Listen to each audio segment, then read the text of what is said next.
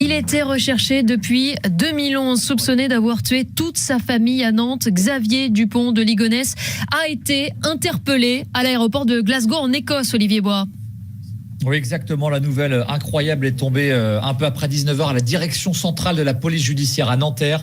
Xavier Dupont de Ligonnès interpellé à Glasgow. Tout était parti d'un renseignement que les policiers avaient récupéré, comme quoi Xavier Dupont de Ligonnès s'apprêtait à prendre l'avion depuis l'aéroport Charles de Gaulle-Étoile en direction donc de Glasgow. Ils ont tout de suite lancé une équipe évidemment à ses trousses, pas assez vite pour l'interpeller avant le départ de l'avion, mais Europol a tout de suite été mis dans la boucle et les Anglais l'attendait, en tout cas attendait cet homme à l'arrivée, celui qui était suspecté d'être donc Xavier Dupont de Ligonnès. Les empreintes sont venues confirmer cette nouvelle. Xavier Dupont de Ligonnès interpellé après une recherche de plus de 8 ans. C'est un dénouement incroyable, hein, on peut le dire, Olivier, plus personne n'y croyait.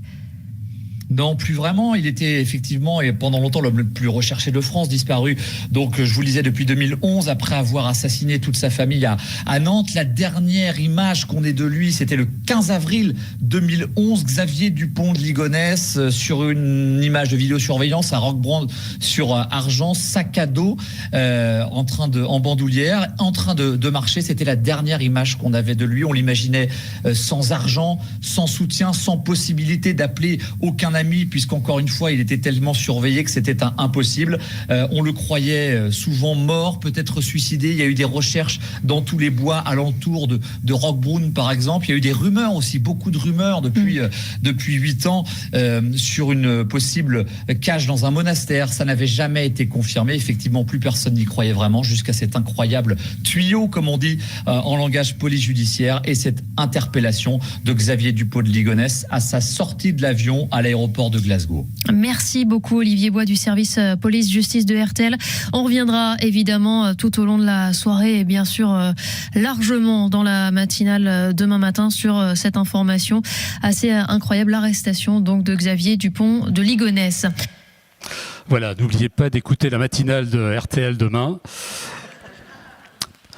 Pourquoi sommes-nous fascinés par les faits divers? Interrogé en janvier 2021, le très sérieux Philosophie Magazine, convoquant au passage quelques penseurs qui tentaient de donner une explication à ce phénomène qui remonte à la nuit des temps. Pour Aristote, il nous purge de nos mauvais instincts. Pour Montaigne, il parle de notre condition humaine, et Pierre Bourdieu prétendait qu'il nous procure du divertissement. En 1964, dans Structure du fait divers, Roland Barthes expliquait que le fait divers nous aide à nommer et à identifier les causalités aberrantes et les relations de coïncidence qui viennent bouleverser le quotidien. Longtemps relégués à une sous-culture voyeuriste, les faits divers saturent aujourd'hui nos écrans et nos lectures, au point que certains criminels sont plus célèbres que de grands auteurs classiques et que beaucoup d'entre nous sont prêts à tout arrêter pour savoir justement ce qu'est devenu Xavier Dupont de Ligonnès, connaître l'identité de la personne capable de tuer un enfant de 4 ans, comprendre ce qu'il y a dans la tête d'un tueur en série ou dans celle d'un homme qui étrangle sa femme. Avec 4 personnalités qui s'intéressent tous à des degrés divers à ce phénomène, cette nouvelle table ronde initiée par Démo Débat propose de réfléchir à ces mots, ces zones d'ombre et ces travers de notre société, tout autant qu'à notre envie de savoir, de comprendre ou de jouer avec nos peurs. Alors évidemment, on ne prétend pas en 1h45 ou en 2 heures faire le tour de tout. C'est pour ça qu'il y a une librairie avec des livres pour poursuivre la réflexion. Mais en tout cas, on va essayer. Elisabeth, je te laisse présenter notre premier invité. Eh bien, d'abord... Est-ce que vous m'entendez? Oui. Alors, bonsoir à tous et bonsoir Philippe Artière. Donc, vous êtes historien, directeur de recherche au CNRS, au sein de l'Institut, alors c'est long, interdisciplinaire d'anthropologie du contemporain de l'École des hautes études en sciences sociales de Paris. Bravo. Vous travaillez sur l'histoire de l'écriture au XIXe et au XXe siècle, notamment sur les écrits de criminels, et vous avez participé l'an dernier à l'exposition collective Macval sur les faits divers. Vous êtes l'auteur de nombreux ouvrages, on ne va pas tous les citer, et puis effectivement ils sont sur notre librairie éphémère, mais sur le sujet qui nous concerne ce soir. On va juste citer le livre des vies coupables, autobiographie de criminel chez Albin Michel, Vidal, le tueur de femmes, une biographie sociale, écrit avec Dominique Khalifa chez Perrin, ou La police de l'écriture, l'invention de la délinquance, publié à La Découverte. Bonjour Philippe Godin, vous êtes journaliste, rédacteur en chef et présentateur de l'émission Histoire criminelle sur LCI, spécialiste des faits divers. Vous avez été pendant 13 ans rédacteur en chef adjoint à BFM Télé, en charge notamment de l'émission Affaires suivantes.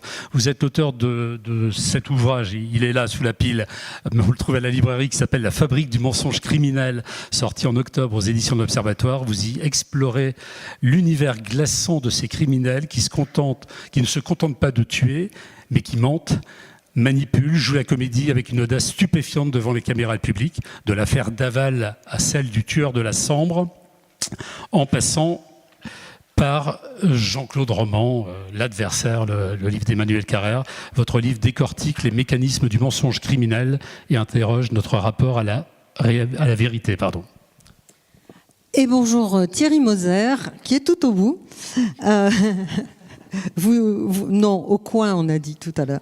Alors donc, vous n'êtes pas inconnu à Thionville puisque vous êtes déjà venu sur notre festival Polythéia, qui est co-animé par notre association des mots et débats et la ville de Thionville, et nous remercions Monsieur le maire. Alors où j'en suis du coup, parce que je ne l'avais pas prévu ça. Vous êtes avocat pénaliste, ténor du barreau, un métier que vous avez exercé depuis Mulhouse. Vous êtes intervenu dans plus de 250 procès d'assises, spécialiste en droit pénal. Vous êtes l'avocat depuis 1985 de Christine et Jean-Marie Villemain, donc l'un des avocats, c'est vrai. Depuis, donc parent de Grégory, une des affaires criminelles les plus captivantes, on va dire, pour l'attention du public. Vous avez été également avocat des parties civiles dans d'autres dossiers très médiatisés, comme les affaires Baudin, Fourniret et Holm. Vous avez raconté ces 47 années de travail dans Parole d'avocat, donc La Valette, Le Noyer éditeur, en 2021. Et merci. Et enfin, bonjour Valérie Ritzenthaler, vous êtes psychologue clinicienne à Schiltigheim en Alsace. Vous êtes experte auprès de la Cour d'appel de Colmar et également experte agréée par la Cour de cassation à Paris. Il a été écrit parfois dans certains documents qu'on a malheureusement...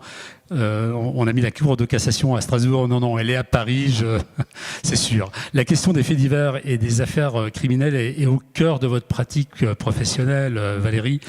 C'est Thierry Moser qui nous a vanté la qualité de votre travail et ça sera évidemment très intéressant de vous entendre et de comprendre peut-être ce qu'il y a dans la tête de ceux qui passent à l'acte, dans celle des victimes et de leurs proches, mais aussi de savoir pourquoi tout cela nous fascine ou nous tient en haleine.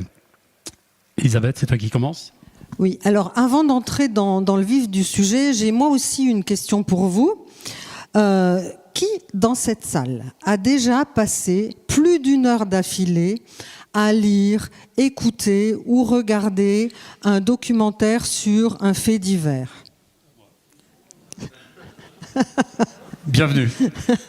CQFD. On va faire un premier tour de table. Qu'est-ce qu'on met derrière justement l'expression fait divers ? Quand on évoque le sujet, on peut penser principalement peut-être à des affaires criminelles. C'est pas un hasard si on a entendu tout à l'heure ce flash d'infos de RTL annonçant l'arrestation de Xavier Dupont de Ligonnès. On pense à ces faits divers qui ont, je ne sais plus qui disait ça, peut-être vous d'ailleurs, Philippe Godin, qui ont un véritable pouvoir d'attraction. Alors on pense évidemment à des meurtres en série, des infanticides peut-être, des féminicides, des disparitions, mais peut-être qu'il faut effectivement se mettre d'accord sur ce terme-là. Qu'en dit l'historien Philippe Artière ? Merci beaucoup. Merci de cette invitation et merci de pouvoir échanger autour des faits divers qui sont pour les historiens d'abord exactement ce qu'on vient d'entendre. C'est-à-dire qu'il y ait d'abord une médiation de quelque chose qui s'est passé et de quelque chose qui peut être, qui est un événement qui s'est passé, qui peut relever du crime sanglant, mais qui peut relever aussi de l'automobile ou du chien écrasé. Mais c'est pour les historiens, c'est vraiment, et Michel Perrault, il y a fort longtemps maintenant, historienne du social, historienne des femmes bien sûr, mais historienne du social, faisait un compte-rendu d'une exposition qui avait lieu aux ATP, au Musée des Arts et Traditions Populaires, sur le fait divers, et elle rappelait, elle disait, le fait divers c'est d'abord quelque chose qui est écrit. Et pour les historiens, c'est quelque chose qui est relayé par un certain nombre de journalistes. Alors, ça peut être un flash, ça peut être une annonce télévisuelle avec toujours, je dis toujours, mais avec un certain nombre, en tout cas, d'éléments de discours qui relancent. On reviendra demain. On reviendra sur cette affaire. J'ai pris des notes et avec toujours des hypothèses. On l'a vu à tel endroit. Donc c'est cette mise en récit d'un événement. Et pour nous, historiennes et historiens, c'est vraiment ça, un fait divers. Ce qui, évidemment, n'est pas tout à fait la même chose que, j'imagine, mes chers camarades ce soir. On va revenir, Philippe, tout à l'heure, sur votre façon de travailler, justement. Quel est le regard du rédacteur en chef d'Affaires criminelles ? Alors, hop là, oui. Comme vous dites, affaire criminelle, moi je distinguerais le fait divers et l'affaire criminelle. Mais c'est intéressant. Je pense que le fait divers, comme vous le disiez, c'est un reflet de notre société. Vous prenez la journée d'aujourd'hui, il y a eu plein de faits divers. Il y a eu une grenade lancée dans une librairie à Grenoble. Il y a eu un rap d'une magistrate avec sa fille pour de la crypto-monnaie. Enfin, tout ça, ça peut parfois être criminel, mais c'est du fait divers. Je pense que ce qui nous unit, nous tous, c'est presque plus l'affaire criminelle avec le récit. Exactement ce que vous disiez. Et pour moi, la meilleure manière de le définir, c'est l'humain. En tout cas, moi, c'est ce qui m'intéresse dans l'affaire criminelle. C'est-à-dire que l'affaire criminelle, je pense qu'elle nous intéresse tous parce qu'elle nous renvoie à nous-mêmes. D'abord par l'atrocité de ce qui est commis, comment un homme, une femme peut commettre un fait de cette nature, comment, je vais reprendre le mensonge du bouquin que j'ai écrit, mais comment on peut tuer quelqu'un et vivre à côté de personnes à qui on sourit tous les matins, comment on peut être Dino Scala, embrasser sa femme tous les jours à 6h avant d'aller à l'usine, lui dire je t'aime et aller violer des femmes entre 6h30 et 7h du matin à la pénombre.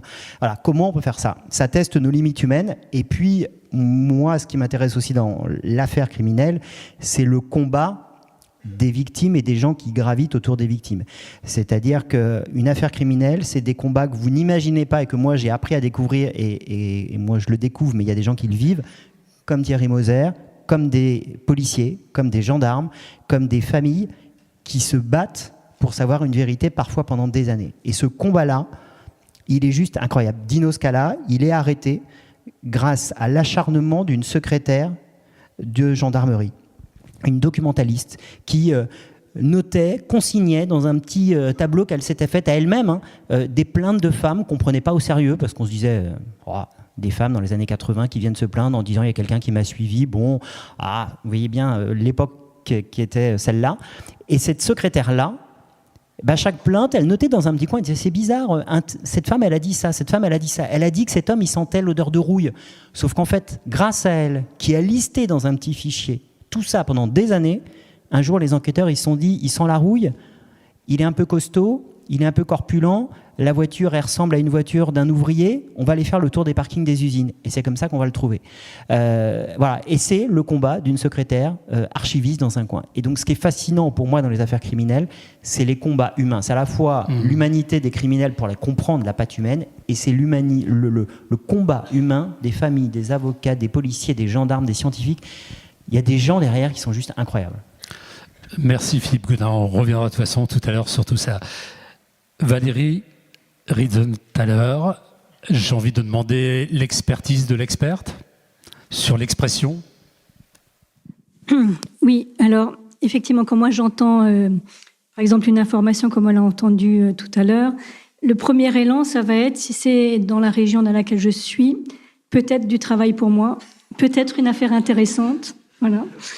Et sinon, toujours sous cet angle, parce que je suis psychologue, avant d'être expert judiciaire, ça va être toutes ces questions qui ont été soulevées, la question du mensonge, la question du clivage, des deux facettes d'une personnalité, c'est-à-dire tout le fonctionnement psychique qui serait peut-être spécifique et qui conduit à commettre un crime, et aussi toutes les circonstances, il y a un ensemble d'éléments comme ça, de circonstances, de petits détails dans le quotidien de quelqu'un, dans son histoire, depuis son enfance jusqu'au moment où il passe à l'acte, qui sont très intéressants à décrypter. Et c'est ce travail-là de décryptage et d'analyse qui, moi, m'intéresse particulièrement. Cher maître, la parole est à la défense. Merci infiniment. Bonsoir à toutes et à tous. Merci pour votre invitation. Et je vais essayer de ne pas être trop ennuyeux ce soir, pour que vous gardiez quand même un souvenir pas trop mauvais de cette bonne soirée. C'est la deuxième fois que vous venez à Thionville, donc on a eu un bon souvenir, oui, voilà. Thierry. Ah, vous êtes très indulgent. Si tous les jurés étaient aussi indulgents que vous l'êtes, eh ben, j'aurais eu quelques affaires avec plus de succès. Bon, passons. Bien, alors qu'est-ce que c'est que pour le fait divers pour moi ? Pour moi, le fait divers, comment est-ce que je peux le définir ? C'est un événement imprévu qui vient troubler quelque peu notre train-train quotidien.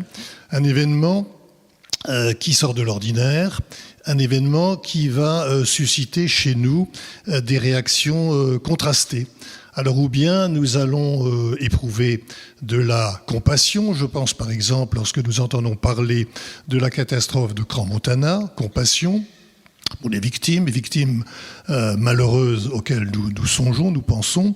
Et puis le fait divers peut aussi susciter chez nous une espèce d'intérêt malsain, morbide. C'est pas très joli. C'est un peu la fascination-répulsion, expression bien connue comme vous le savez. Et donc voilà ce que c'est que le fait divers, et je rejoins essentiellement ce qu'a dit Philippe tout à l'heure. Ce qui m'a intéressé en tant qu'avocat, Philippe Godin. Ce qui m'a intéressé pendant... Oui, pardon. Voilà, excusez-moi. Philippe Godin. Donc oui, moi ce qui m'a intéressé aussi dans mes 47 ans d'activité professionnelle, c'est de scruter la nature humaine, d'essayer de comprendre la motivation de quelqu'un qui semble mener une vie normale et qui devient un criminel, qui s'avère un criminel. Et ce qui m'a intéressé aussi, parce que j'ai plaidé beaucoup pour les victimes d'infractions, c'est la souffrance, l'appui qu'on peut leur donner à ces malheureux, le combat dont vous parliez, ou dont tu parlais à l'instant, il y a quelques instants. Et ça, je trouve que c'est absolument magnifique que de suivre cela et d'essayer d'apporter sa touche à l'édifice de la victime pour qu'elle subisse le moins mal possible le drame qui survient dans son existence. Voilà les quelques mots d'introduction que je voulais vous donner.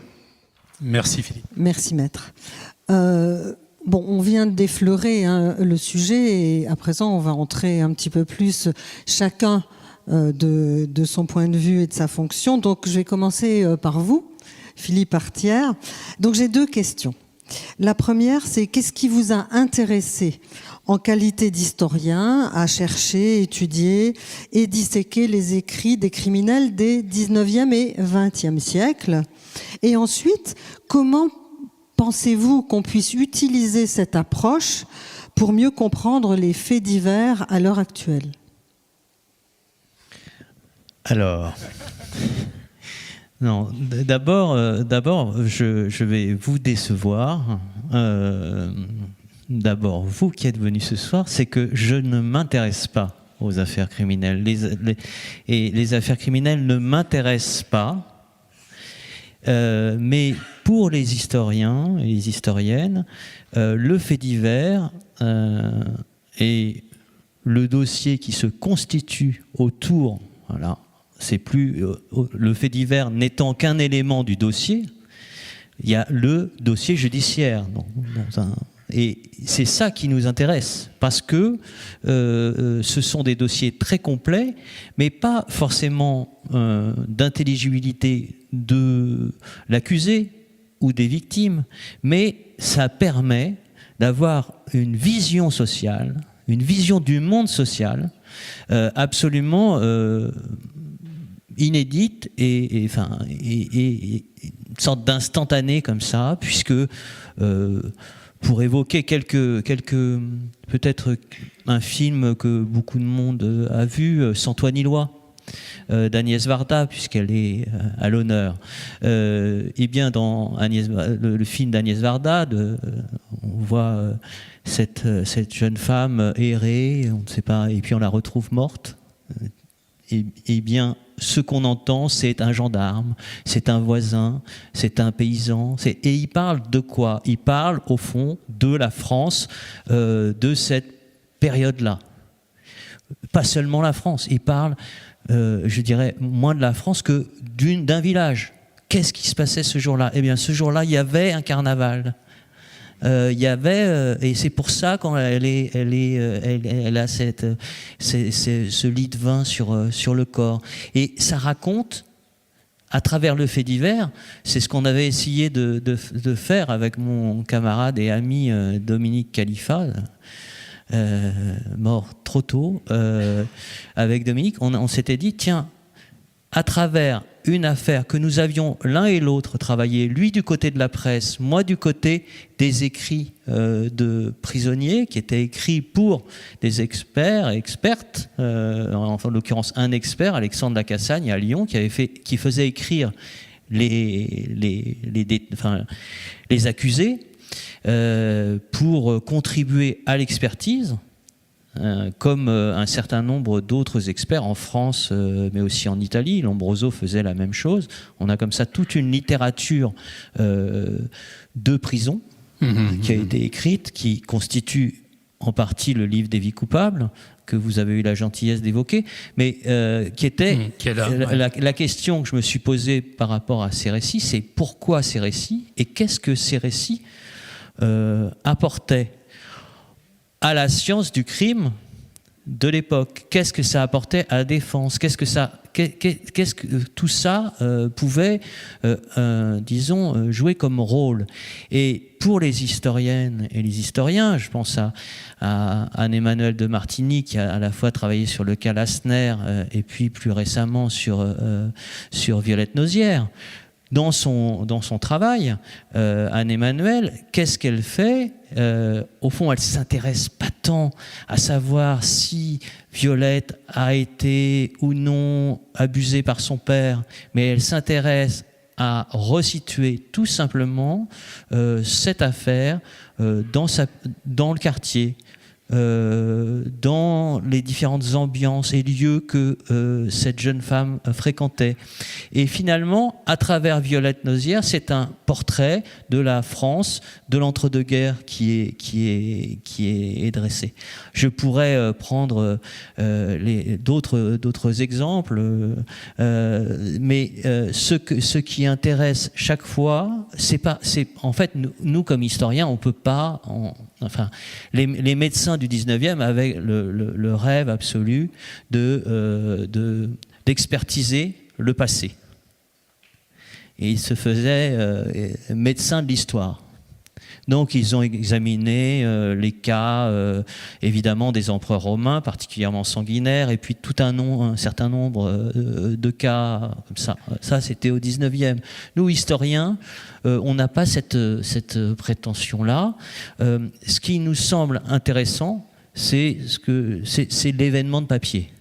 C'est l'événement de papier, c'est-à-dire et comment, ce que vous avez très bien décrit, c'est-à-dire l'événement qui arrête le temps, qui en tout cas constitue une sorte de rupture dans une routine. Et encore une fois, la routine, ça peut être la voiture qui sort de la route ou effectivement, ça peut être l'événement la voiture qui sort de la route ou une personne qui meurt ou une perte de portefeuille. J'ai examiné il n'y a pas si longtemps, dans le cadre de la préparation de l'exposition au Macval sur le fait divers, qui a rassemblé des artistes d'art contemporain, le François de 67-68 de Seine-et-Marne. Il n'a pas duré très longtemps. Ce François, il y avait aussi un portefeuille perdu. Il y avait toute cette gradation. Et c'est peut-être aussi cela qui est intéressant. Il y a d'autres historiens ici dans la salle, c'est que ça nous permet d'appréhender à la fois l'extraordinaire et le très ordinaire. Et c'est peut-être ça qui fait que on a cette... Alors, le tout temps, pour un historien, c'est impossible, parce que de tout temps, on ne s'est pas intéressé aux mêmes choses et aux mêmes faits divers. Et aujourd'hui, on y reviendra, mais il y a quand même une histoire du fait divers. Il y a quand même des choses, je pense qu'on ne sera pas forcément d'accord, mais il y a des choses qui sont sorties du fait divers. Une femme violée, ce n'est pas un fait divers, c'est un fait social. Or, dans le François de 1967, eh bien, c'était cette question. Il y avait un article sur une jeune fille à nouveau agressée dans le François. Donc aujourd'hui, François a disparu. Attends, après. Je pense qu'il faut après. Ouais. On va laisser. Parce que cet après-midi, Philippe Artière est intervenu au lycée Hélène Boucher devant 70 enfants, ados, pardon. Et pendant 2 heures, c'était fascinant. Mais donc là, je sais qu'il faut l'interrompre. Non, mais ça m'intéressait quand même la différence entre... On va revenir, je pense, sur le fait social, probablement. Philippe Gaudin, vous n'êtes pas historien, vous êtes journaliste. Vous, les faits divers, vous les regardez, les commentez en train de se dérouler, finalement. Mais il y a aussi quand même ce travail d'enquête, de synthèse que vous faites sur des affaires criminelles. Quand on est au cœur de cette machine qui se met en route, un fait divers, un crime par exemple, une émotion, une colère, le travail de la police, le travail de la justice, de la presse, comment est-ce que vous travaillez ? Alors il y a effectivement 2 types d'affaires. Il y a les affaires qui sont passées, les cold cases, enfin passées, non résolues, mais sur lesquelles on a beaucoup de matière et donc il y a déjà beaucoup de choses et on a les avocats, on a les enquêteurs, on a maintenant un pôle cold case qui nous permet d'avoir des informations et puis on a les familles. Les familles qui sont concernées par un cold case, elles ont généralement envie de parler parce que leur seul espoir, c'est qu'on trouve un jour la vérité. Et donc, elles racontent, elles expliquent autant qu'elles peuvent avec la souffrance qu'elles connaissent. On parlait d'une affaire que Maître Moser connaît parfaitement, celle de la petite Anaïs Marcelli, qui est une petite fille qui a été enlevée, qu'on a retrouvée 3 mois plus tard au col du Buisson, exactement. Et sa maman se bat de façon infinie depuis plus de 30 ans pour obtenir des réponses. Donc, ces gens-là, ils parlent. Donc, on est au contact de tous ces gens-là. Et puis, il y a les faits divers qui ne sont pas encore des cold cases. Je vais prendre peut-être celui que vous connaissez le plus parce que c'est celui qui parle en ce moment à tout le monde, c'est le petit Émile. Le petit Émile, on suit en temps réel une enquête. Alors des fois ça peut nous être reproché parce que justement on suit une affaire criminelle en cours, ce qui peut amener à dire des bêtises, d'où la prudence, le professionnalisme et la sagesse qu'il faut avoir et la prudence maximale et l'humilité, c'était le mot que je cherchais quand on est journaliste pour ne pas aller trop loin. Mais voilà, comment on travaille, on cherche les informations, on travaille avec les enquêteurs, on travaille avec les avocats, on travaille avec les familles et après il y a quand même un secret de l'instruction sur les affaires qui est un grand sujet. Alors vous savez, une affaire normalement en cours on ne devrait pas en parler parce que 90% des éléments font partie du secret de l'instruction. Bon, c'est un grand sujet. C'est vrai qu'aujourd'hui, le secret de l'instruction, il est un peu violé, c'est le terme qu'on emploie. En tout cas, aujourd'hui, mais parce que les avocats, ça les sert par moment, parce que les familles, ça les sert par moment, parce que les journalistes sont intéressés par ça, on donne beaucoup d'informations. Et c'est aussi ça, je pense, qui vous fascine dans une partie des grandes affaires criminelles. C'est que l'affaire du petit Émile, je pense que dans la salle, vous en connaissez autant que moi, parce qu'on vous donne tout. Vous connaissez tout des biotopes, ça a été le grand sujet de la semaine. Les biotopes, pour ceux qui n'ont pas suivi dans la semaine, c'est les éléments naturels qui ont pu s'ancrer sur les ossements du petit Émile. Et en fait, aujourd'hui, on a appris qu'il y avait 3 biotopes qui avaient été retrouvés sur les ossements du petit Émile. Les biotopes, c'est-à-dire l'environnement naturel des insectes, des plantes, de l'endroit où il a été enlevé, le Haut-Vernay, de l'endroit où il a été conservé. Donc, il y a des biotopes qui indiquent le lieu où le corps a été entreposé.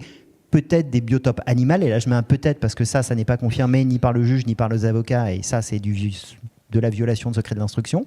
Mais pour vous donner l'intérêt de pourquoi c'est intéressant d'avoir un biotope animal, c'est que ça voudrait dire que le corps a été conservé dans un endroit où il y a un animal. Si on arrive à savoir que ce biotope correspond à un bovin, on peut aller chercher dans des étables, voir si on ne trouverait pas maintenant des éléments qui nous permettraient de comprendre où était le corps.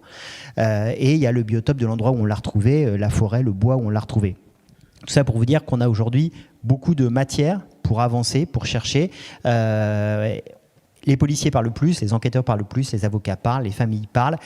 Et c'est vrai qu'on suit maintenant ces affaires et ces faits divers en temps réel. Et c'est aussi ce qui nous donne, il faut bien le dire, l'envie de savoir. Mais beaucoup nous diront, vous ne devriez pas parler parce que c'est en cours. Et en même temps, dans l'époque où on est, et parce que ça sert aussi parfois à l'enquête, c'est pas complètement indécent de parler des affaires.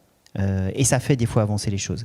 Et quand on parle d'affaires, on les fait avancer. Moi, il n'y a pas longtemps, j'ai traité un cold case, Khadija Ben Grit.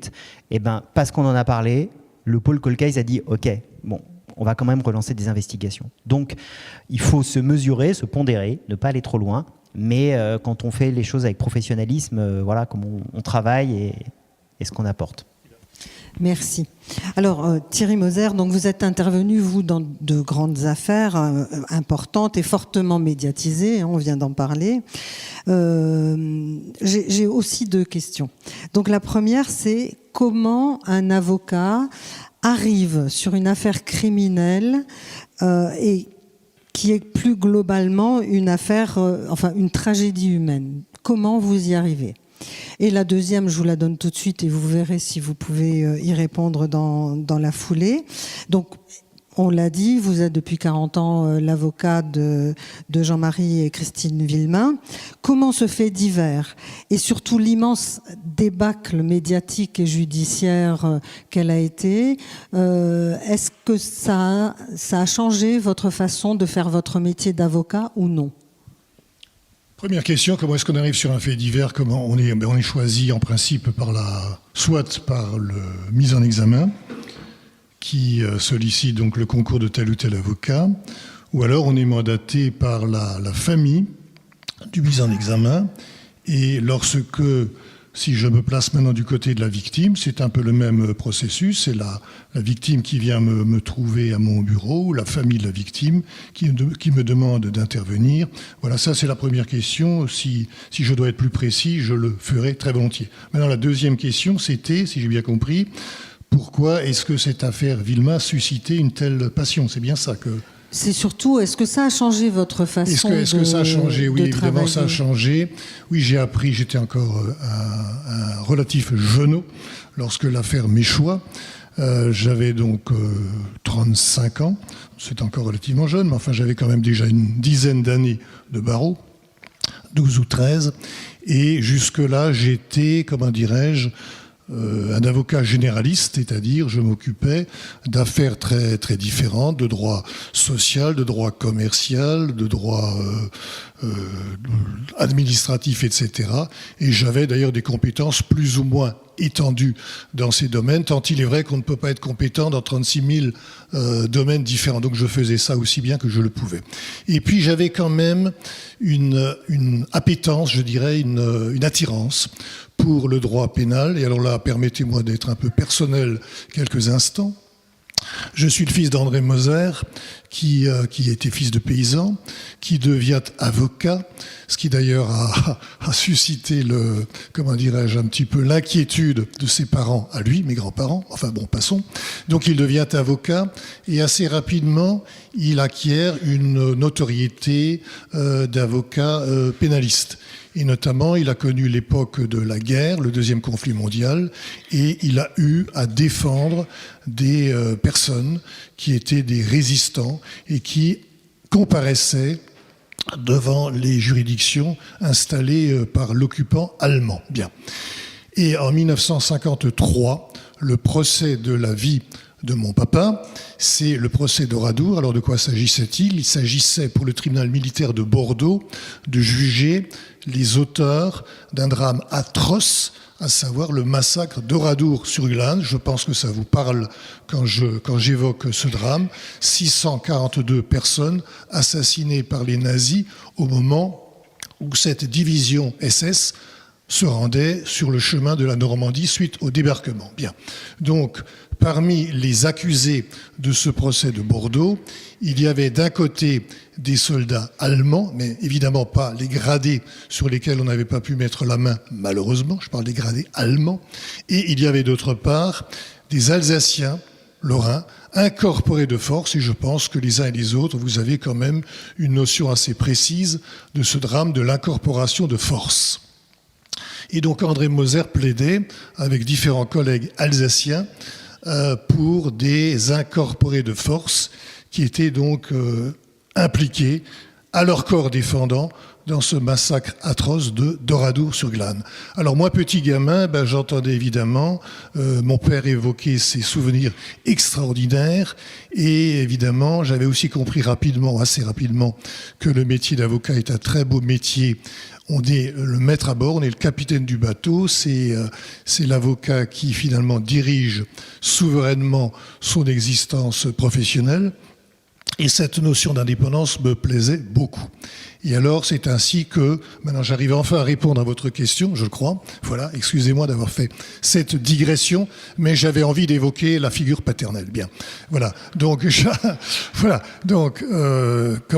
qu'est-ce qui a changé dans ma vie? Je disais que lorsque j'arrive dans le dossier Villemain, j'ai 12 ans de métier, je suis ou j'étais avocat généraliste avec une attirance pour le pénal, et puis je fais la connaissance, donc je suis appelé dans le dossier par un collègue parisien, voilà, qui s'imaginait que j'avais quelques compétences, bon, voilà, c'est gentil de sa part, et puis je fais la connaissance donc de Christine et Jean-Marie, et alors figurez-vous que j'arrive dans le dossier le 5 juillet 1985.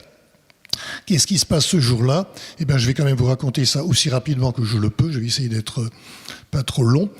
Le 5 juillet 1985, c'est l'inculpation, on disait comme ça à l'époque, l'inculpation de Christine Villemain par un écervelé qui s'appelait Jean-Michel Lambert, qui était aussi compétent dans le domaine judiciaire que moi je suis compétent dans le domaine du parler chinois. Et encore je suis gentil quand je dis ça. Et donc, avec mon collègue parisien, Henri Garot, nous arrivons au palais de justice d'Épinal. Et nous sommes introduits, donc je fais la connaissance de Christine Villemain dans la salle d'attente du juge d'instruction. Et figurez-vous que les policiers du SRPJ, Service régional de police judiciaire, voulaient rester dans la salle dans laquelle nous nous tenions, Garot et moi, avec Madame Christine Villemain. On les a chassés en disant que le secret professionnel, la confidentialité, c'est pas fait pour les chiens. Donc ils sont sortis dépités et peu après nous entrons dans le cabinet du juge d'instruction Lambert. Il est assis, il a le nez dans ses papiers, il ne lève pas le nez, il a l'air d'un petit gamin pris en faute.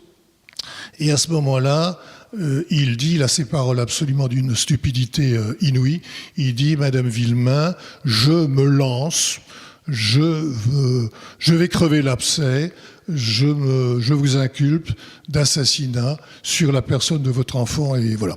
Et puis on va faire le débat préalable, ou débat contradictoire, puisqu'à l'époque, quand il était question de mettre quelqu'un en prison, il fallait d'abord que dans son cabinet, le juge d'instruction organise une discussion avec d'un côté le procureur de la République qui donnait son avis et l'avocat évidemment de la défense. Et à ce moment-là, évidemment, Christine Villemain, quand elle entend les propos du juge, elle lui dit « Mais vous êtes fou, vous êtes malade, etc. » Enfin, elle ne mâchait pas ses mots. Et puis, c'est très bien. Et puis, le procureur de la République, qui s'appelait Monsieur Violette, s'oppose fondamentalement à la mesure d'incarcération provisoire. Et il dit au juge Lambert « Vous savez, monsieur le juge, que je m'opposais à l'inculpation et a fortiori, je m'oppose évidemment au placement en détention. » Et Lambert, à ce moment-là, dit « Mais j'ai déjà réservé ce qu'il faut à la prison de Metz-Queuleux », alors que le débat n'était pas encore terminé, et il avoue ingénument et stupidement que sa décision est déjà prise. Enfin bon, c'était assez cocasse. Donc voilà comment j'arrive dans ce dossier, 5 juillet 1985, et à ce moment-là, Garot et moi, nous prenons la route de Nancy, oui, c'était Nancy à l'époque, oui, c'était Nancy, nous prenons la route de Nancy pour aller voir Jean-Marie Villemain, qui était incarcéré depuis mars 1985, pour avoir donné la mort à Bernard Laroche, qu'il considérait comme étant le rapteur, le kidnappeur et l'assassin de son enfant Grégory. Donc je fais la connaissance le même jour de Christine chez le juge d'instruction et de Jean-Marie dans sa cellule, donc à Nancy. Et alors là, Jean-Marie, évidemment, il nous dit j'ai déjà entendu les informations à la radio. Les journalistes ont fait leur boulot, plus ou moins bien. Enfin, certains étaient de beaux voyous, mais ça, c'est une autre histoire. Bon.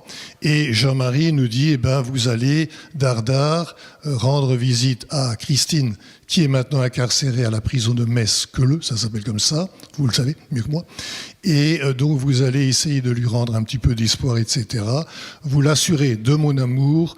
Et lorsque le lendemain, nous allons à Metz-Queuleux pour voir Christine, elle dit, filez rapidement et retournez voir Jean-Marie et dites-lui que je pense très intensément à lui. Donc voilà comment j'ai fait la connaissance de ce couple qui m'a, je suis ému en vous racontant ça, qui m'a sidéré, pour lequel j'ai, 40 ans après, encore beaucoup de plus en plus d'affection, d'amitié, que je vois de temps en temps pour aller se balader en forêt ou dans les montagnes vosgiennes, etc.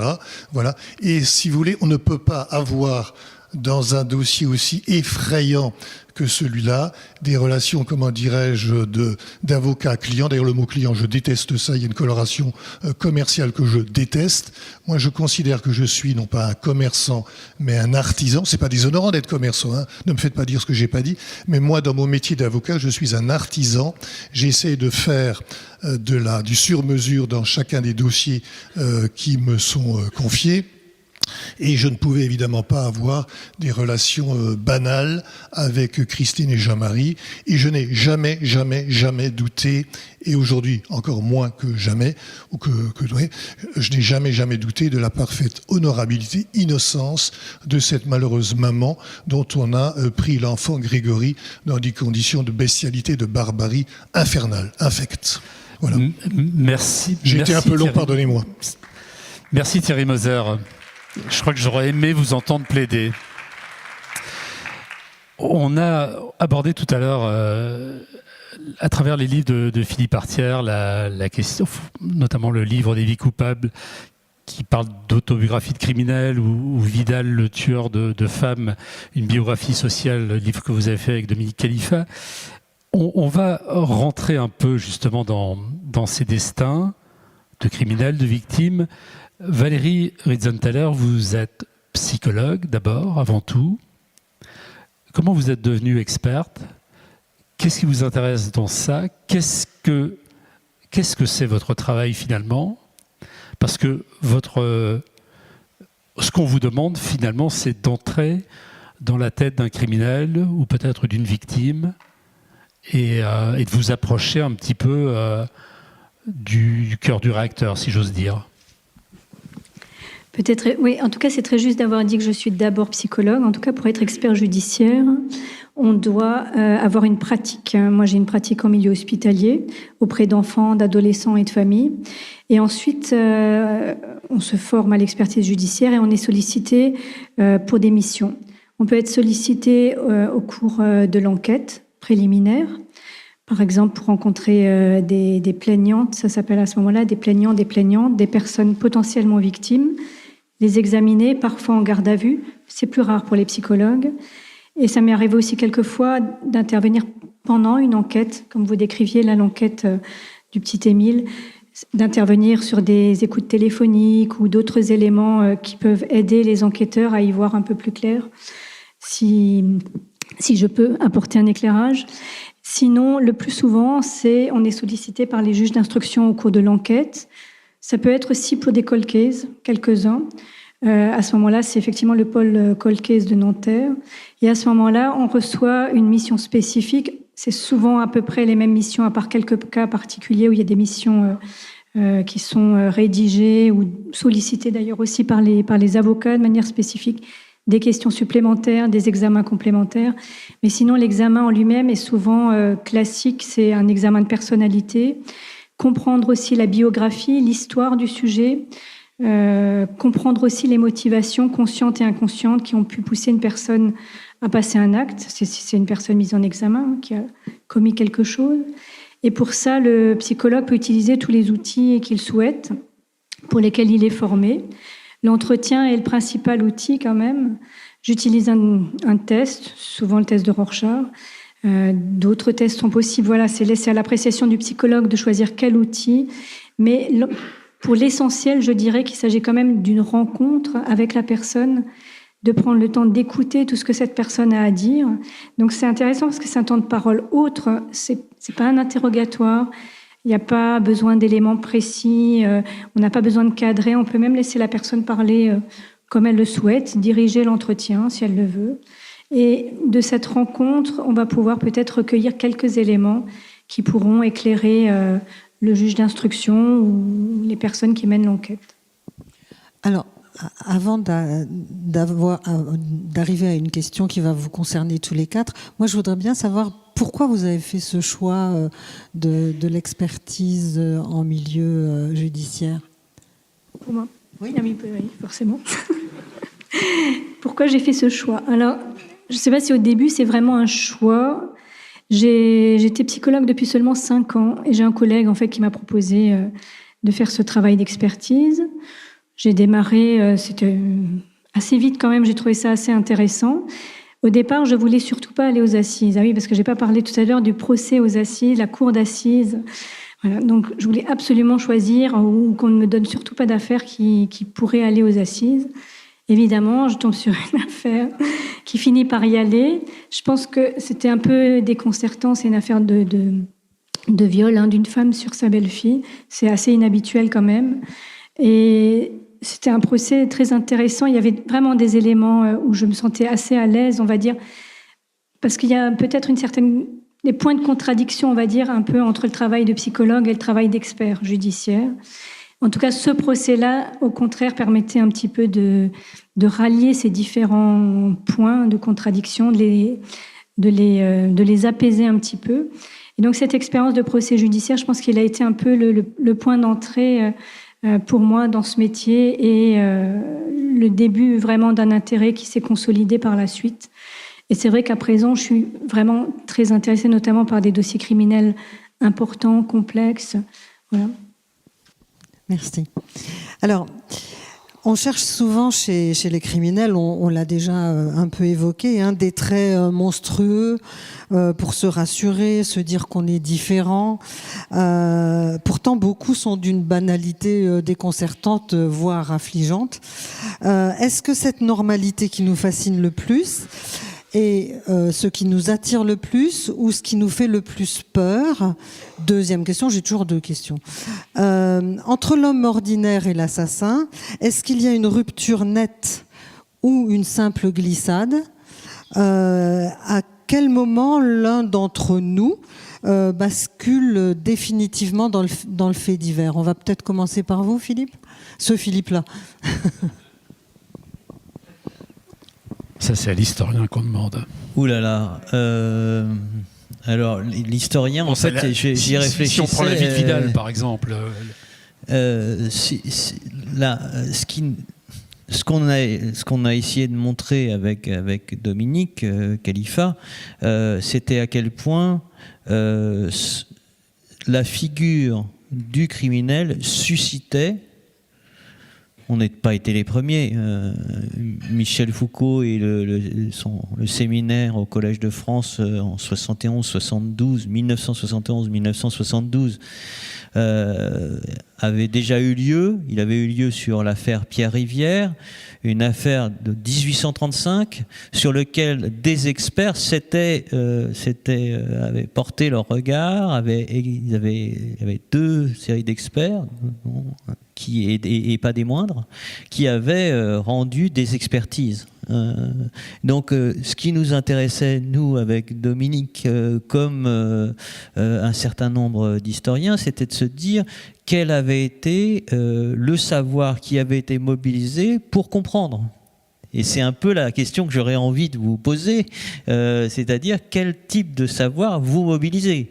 Il y a eu une grande période d'expertise au 19e où il y avait d'ailleurs des expertises qui étaient publiées, qui ont, si vous allez sur les Criminocorpus, que je ne peux que vous conseiller, qui est un site du CNRS de ressources autour de la justice et de l'histoire du crime, eh bien, vous verrez qu'il y a énormément dans les annales d'hygiène publique, dans les annales médico-psychologiques, dans les archives d'anthropologie criminelle, des rapports d'expertise. Et alors, évidemment, on ne regarde pas de la même manière Pierre Rivière en 1835, 36, plus exactement, et en 1973, quand il est publié. Et c'était ce que disait Foucault, il disait « j'aimerais bien savoir ce que vous avez à dire de plus sur le cas Rivière ». Et en somme, le travail de l'historien, c'est aussi de se poser la question de savoir ce que on peut... non pas, il ne s'agit pas d'arriver à une vérité, mais il s'agit de savoir quelle vérité on pose sur ces actes qui peuvent être aussi disons, alors monstrueux, c'est déjà une qualification. Parce que vous avez évoqué votre père, mais votre père a plaidé lors d'un procès qui était un procès historique. On peut pas comparer l'affaire Villemain, l'affaire du petit Grégory et Oradour. Et vous l'avez bien distingué. C'est pas une affaire pénale. Il y a eu en Allemagne des procès pénaux pour un certain nombre de responsables nazis. Mais dans le cas que vous avez évoqué, c'était un tribunal d'exception.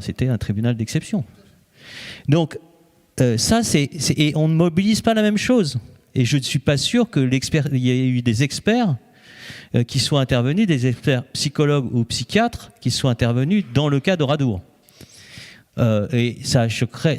Je ne pense pas qu'au moment de l'affaire Barbie, du procès Barbie, il y ait eu une expertise psychiatrique. Peut-être que je me trompe, mais en tout cas, tout ça pour dire que il faut quand même. L'historien, il doit aussi faire un peu le tri entre les choses. Et quand il s'agit d'une affaire pénale, et vous avez parlé des assises, c'est vrai que c'est un événement, l'expertise. Et les experts, ce sont des gens qui sont très... on les attend. On attend qu'est-ce qu'ils vont dire. Et ce qui est intéressant pour nous, c'est qu'à travers ces expertises, on voit aussi ce qui est mobilisé en termes de connaissances. Et si on regardait les expertises, par exemple, des années 60-70, on verrait à quel point la psychanalyse y était très présente. Je veux dire la psychanalyse lacanienne. La psychanalyse freudienne l'était déjà plus tôt, puisque c'est au milieu des années 20, en gros, que la pensée freudienne investit la psychiatrie française.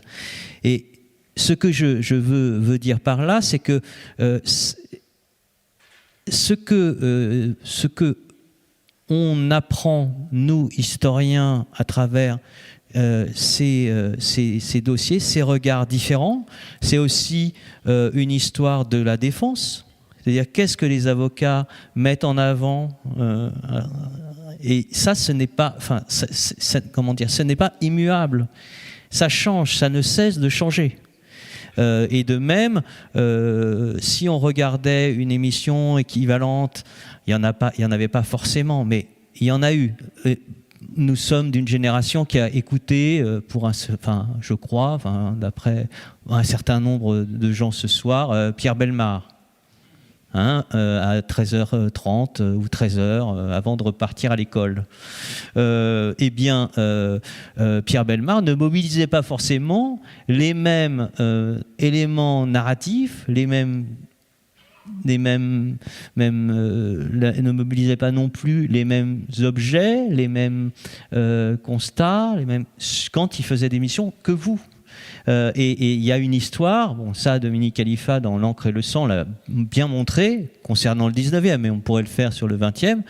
Il y a une histoire, à la fois il y a une histoire de la science du crime, que Marc Renville a été, toutes ses expertises, ou une collègue qui a été très longtemps, Laurence Guignard, qui était à Nancy, historienne à Nancy, a travaillé sur toutes ces catégories qu'on mobilisait devant les tribunaux.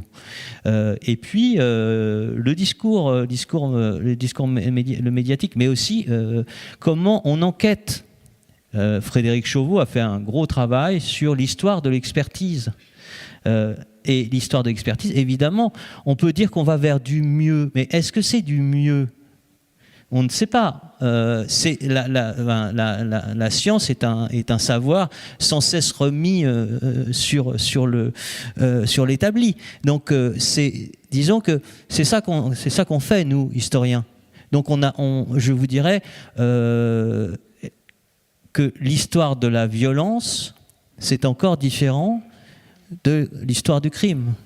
Ah oui, bien sûr. Ça, et ça, c'est vrai qu'on peut considérer qu'à un moment donné, mais il y a plus, si on regarde les données criminelles et les fameuses statistiques criminelles, là encore étudiées et déconstruites par Michel Perrault, c'est des gestes très importants pour comprendre l'histoire.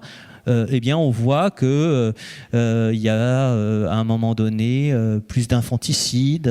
Il y a à un moment donné, j'ai un étudiant qui a fait une très belle thèse sur la manière dont la Première Guerre mondiale rentre à la maison. C'est-à-dire que soudain, les permissionnaires ou ceux qui sont blessés rentrent chez eux à l'arrière, et puis il y a des conflits conjugaux.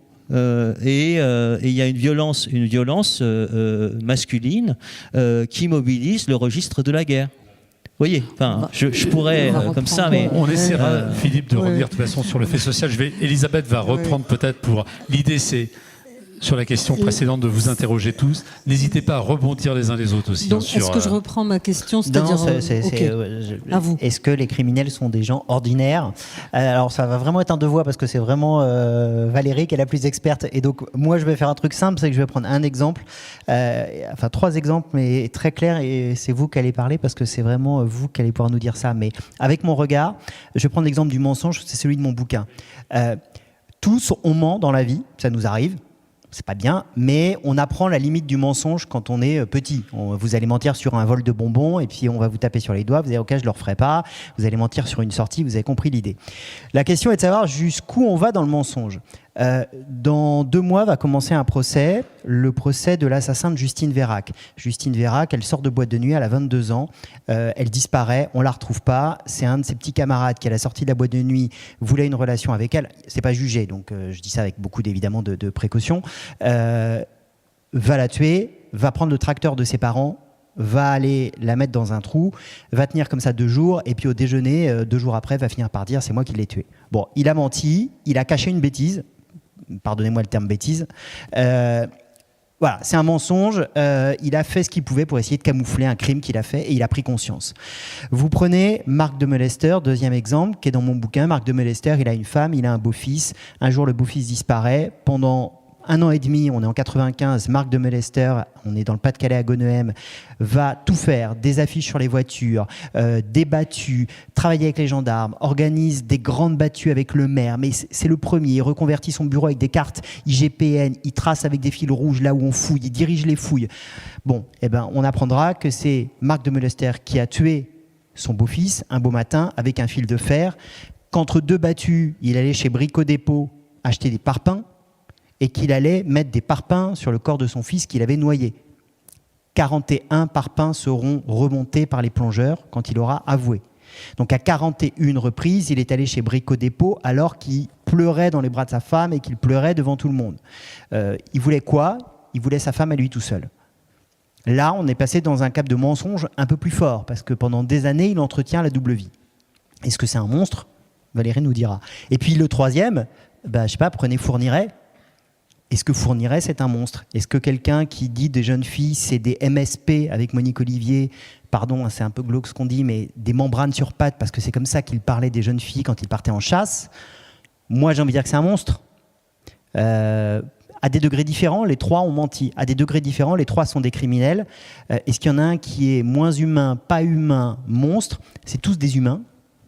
Est-ce qu'il y en a un qui est plus monstrueux que l'autre ? Là, c'est Valérie qui prend le relais. Je vous ai bien aidé, là. Très bien, merci. Et je vais juste faire un petit détour sur le début. Alors, j'ai lu votre livre, j'ai trouvé vraiment très, très sympa à lire, très intéressant. J'y retrouve beaucoup d'éléments d'interprétation de la question du mensonge qui sont en accord, on va dire, avec ma lecture psychopathologique du mensonge, sauf un point. Quand vous dites le mensonge, c'est pas bien. Parce qu'un enfant, quand il se construit, quand il apprend à mentir, à un moment donné, c'est une étape importante de son développement psychique. C'est ça que c'est son sujet. Oui. Et sans cette capacité à mentir, vous êtes complètement gobé par l'autre, transparent pour l'autre. On construit sa subjectivité quand on acquiert la capacité à mentir. Donc le mensonge, c'est important en fait, aussi. Maintenant, la question du monstre. Alors, jamais en tant qu'expert, j'utiliserai évidemment cette formulation. C'est de l'ordre du jugement. Et ensuite, ce qui est important, je pense, dans la question de l'expertise judiciaire, c'est de ne pas faire coller la personne à son acte. Voilà. Justement, de décoller un petit peu la personne de cet acte en allant un peu creuser quelle est son histoire, quel est son vécu avant ce passage à l'acte, qu'est-ce qui s'est joué pour lui psychiquement, émotionnellement, de comprendre tous ces éléments-là. Et peut-être pour du coup rebondir un peu sur ce que vous disiez de Lombroso ou actuellement de l'intérêt pour ce qu'on appelle des échelles actuarielles.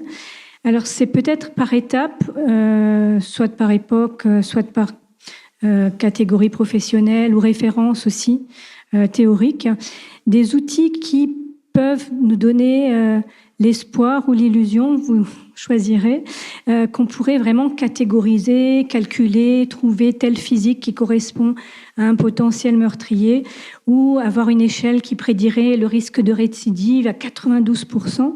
Voilà.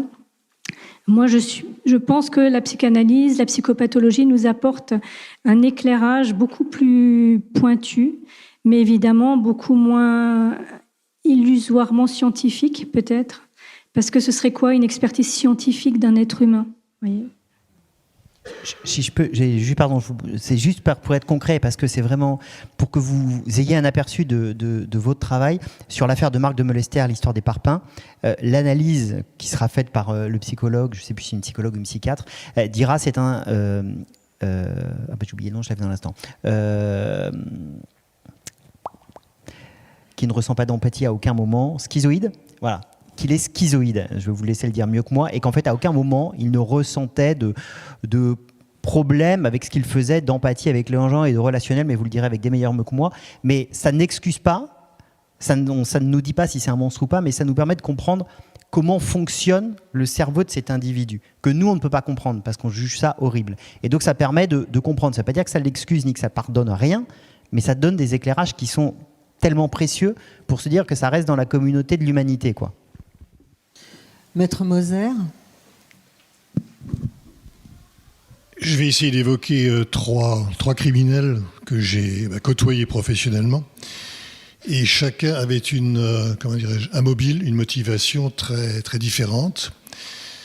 Je pense primo au routard du crime, donc Francis Holm. Francis Holm a fait des choses épouvantables. Il a tué certainement 10, 12, 13 personnes, j'en sais rien. Et il y avait quand même chez lui, dans sa personnalité, des failles d'ordre psychologique et psychiatrique.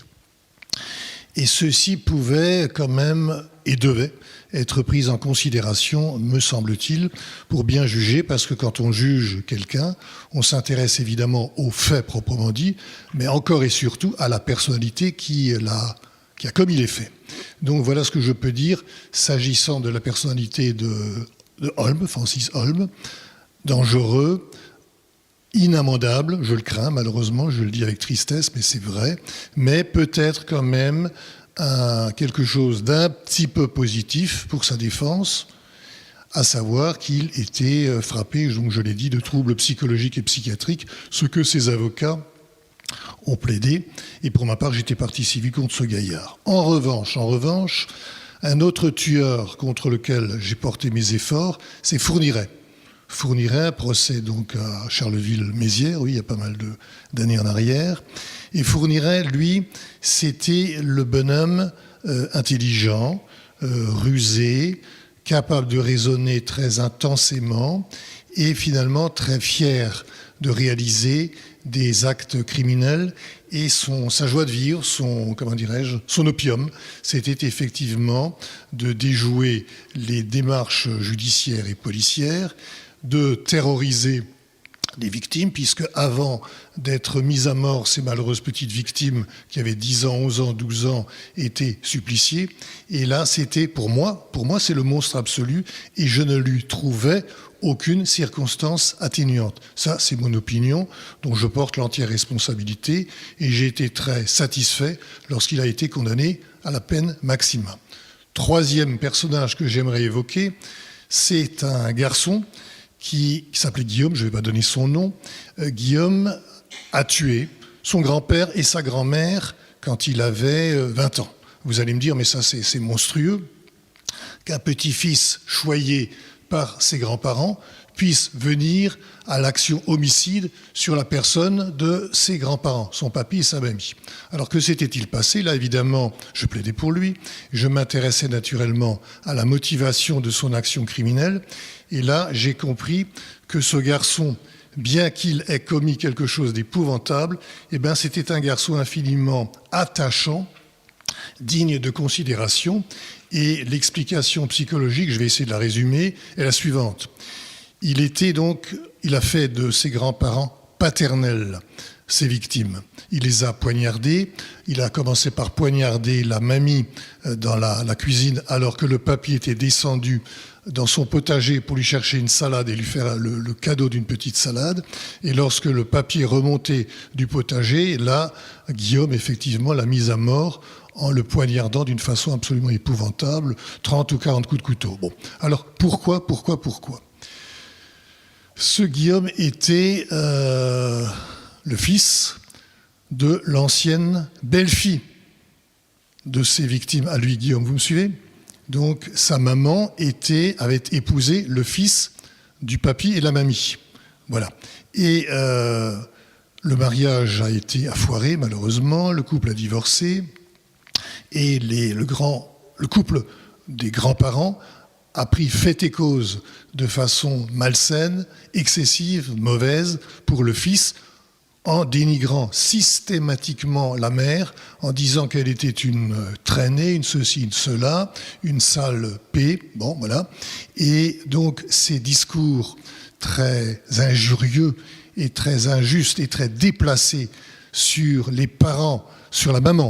maman de Guillaume, ça devenait évidemment insupportable pour ce gamin de 20 ans, oui, plus ou moins, et c'est la raison pour laquelle il commet cette espèce de crime du désespoir, un crime du désarroi, et il va donc donner la mort de façon épouvantable à son grand-père et sa grand-mère. Donc, vous voyez, d'un côté, des actes absolument atroces, épouvantables, qui défient l'entendement, mais de l'autre, un mobile qui peut s'entendre. Donc ça ne doit évidemment pas, ne me faites pas dire ce que je n'ai pas dit, ce mobile ne doit évidemment pas, pour légitime qu'il soit et compréhensible qu'il soit, ne doit évidemment pas entraîner l'exonération et la dispense de peine pour Guillaume. Il faut qu'il soit sanctionné, mais ce mobile honorable, si je puis ainsi m'exprimer, doit entraîner une compréhension, une atténuation de la sanction, ce qu'on appelle dans mon jargon les circonstances atténuantes. Donc voilà 3 criminels dont je viens de vous parler. Et je les ai perçus de la façon que je vous disais. Donc Francis Holm, problème psychiatrique, Fourniret, selon moi, le mal absolu, et Guillaume, donc le criminel qui commet quelque chose d'épouvantable, mais pour un motif qui peut s'entendre, non pas entraîner, je me répète, pardonnez-moi, l'exclusion de la sanction, mais l'atténuation de la sanction, ce qui est rigoureusement différent. Voilà, je ne sais pas si j'ai répondu à la question, mais enfin, j'ai essayé, à travers des exemples concrets que j'ai vécus, de vous donner mon point de vue. On parlait tout à l'heure de comprendre la nature humaine. Je vais revenir à ce que je citais tout à l'heure en intro, le titre de Philosophie Magazine en janvier 2021, « Pourquoi sommes-nous fascinés par les faits divers ?» J'en parlais tout à l'heure à Philippe Godin. Je crois qu'il n'y a pas une chaîne de télévision, il n'y a pas une station de radio, il n'y a pas une émission dédiée au sujet. Quand on regarde aujourd'hui la littérature contemporaine, il y a énormément d'écrivains qui utilisent des faits divers ou des faits criminels pour écrire un roman. Donc il y a le cinéma évidemment aussi. Cette envie de savoir, de comprendre ou de jouer avec nos peurs, je ne sais pas si c'est ça, et je vous interroge vraiment tous les quatre dessus. Pourquoi le public a ce besoin de comprendre, d'expliquer l'esprit des criminels, et pourquoi on est fasciné par les choses. Enfin, tout à l'heure, là, quand on a démarré sur l'affaire Xavier Dupont de Ligonnès, le petit extrait là, de ce flash d'infos, je me souviens le soir là, où j'étais effectivement, où on a allumé la télévision en rentrant du cinéma, où je ne sais plus, et qu'on était un certain nombre à se dire, on va enfin savoir. Là aussi, je pense à un livre sorti récemment qui s'appelle « Le goût de la vérité », par rapport au mensonge dont vous parliez tout à l'heure. Est-ce que c'est le goût de la vérité qui nous pousse à ça? Voilà, j'aimerais bien que vous répondiez tous les quatre là-dessus. Et ensuite, on ouvrira aux questions du public, parce que ça m'intéresse aussi évidemment qu'on prenne la parole, peut-être des gens qui ont des choses à dire. Valérie. On commence par vous, Valérie. Alors, ce que je dirais en tout cas, déjà sur la question de la fascination, parce que le rapport aux faits divers, hein, vous le disiez au début, hein, Maître Moser, ça suscite soit de l'intérêt, de la curiosité, soit une forme de dégoût, de répulsion. On peut même se faire blâmer d'aller s'intéresser à des faits divers, de lire un livre ou un journal. Mais un point pour moi, c'est la question de la fascination. On en sort à partir du moment où on commence à parler de ce qu'on vient de regarder, de lire. On en parle avec d'autres, on y réfléchit. Et je crois qu'on est tous intéressés quand même par les faits divers criminels sur cette table, sur cette estrade. En tout cas, tous d'un point de vue particulier et d'un point de vue quand même intellectuel et de réflexion. Et j'ose penser que peut-être par ailleurs aussi, c'est quelque chose qui suscite la curiosité. Évidemment, la manière dont c'est présenté avec du suspense, etc., ça vient un petit peu soutenir cette curiosité. Mais c'est une curiosité qui peut être très intéressante. Et moi, je reviendrai sur la question curiosité de comment fonctionne l'être humain. Qu'est-ce qui fait qu'à un moment donné, on peut passer à l'acte, devenir un criminel, tuer quelqu'un? Voilà, ce sont des questions qu'on peut tous se poser. Et c'est tout à fait éclairant de lire un article, un livre, de regarder une émission. Voilà, la fascination, elle est peut-être si à un moment donné, on reste figé face aux écrans à avaler les choses, voilà, sans mettre en route une réflexion. J'avais un autre point, mais là, j'ai oublié. Merci Valérie. Il reviendra Thierry. après. Je suis d'accord globalement avec ce que Véronique vient de dire à l'instant. Il est légitime, pardon, Valérie, pardon. Oui, pardon. Il est légitime effectivement de s'intéresser à ce qui s'est passé, pourquoi ça s'est passé, etc. Moi, ce qui me dérange quand même, c'est que chez certaines personnes, je dis bien chez certaines personnes, il y a quelque chose d'un petit peu malsain dans ce désir de s'informer, quelque chose de suspect. Il faut quand même, quand on veut comprendre un fait divers criminel, il faut quand même essayer, petit a, d'avoir une information objective, donc il ne faut pas aller puiser l'information n'importe où. Et il y a alors là je parle aux journalistes, il y a des journalistes plus ou moins compétents et plus ou moins sérieux. Il faut aller interroger les sérieux et les compétents et pas les sensationnalistes. Bon, voilà. Donc, où est-ce que j'en étais? J'ai perdu le fil, oui. Donc, c'est parfois un peu malsain et il faut donc petit à s'informer, oui, voilà, ça me revient, objectivement et sérieusement. Et deuxièmement, il faut se garder juger trop vite, de poser des présupposés, des préjugements. Il faut, comment dirais-je, savoir que les vertus de la discussion, il faut écouter les uns les autres. Et à ce moment-là, si ces conditions-là sont réunies, je veux bien effectivement qu'on s'intéresse aux faits divers, mais dans un but effectivement, comme disait ma voisine, Valérie, voilà, cette fois-ci je ne me trompe pas, donc si c'est dans cet objectif très, très louable de réflexion et d'information sérieuse, oui, j'applaudis des deux mains, bien sûr. Philippe Godin. Assez proche de Valérie, je pense qu'en fait on teste nos limites. Donc c'est comme je disais avec le mensonge, jusqu'où on serait capable d'aller. Donc je pense qu'il y a de ça qui nous fascine dans le fait divers, parce que ça nous ramène à notre identité profonde. On a tous des choses en nous et on se dit jusqu'où j'irai. Voilà, jusqu'où je serais capable d'aller.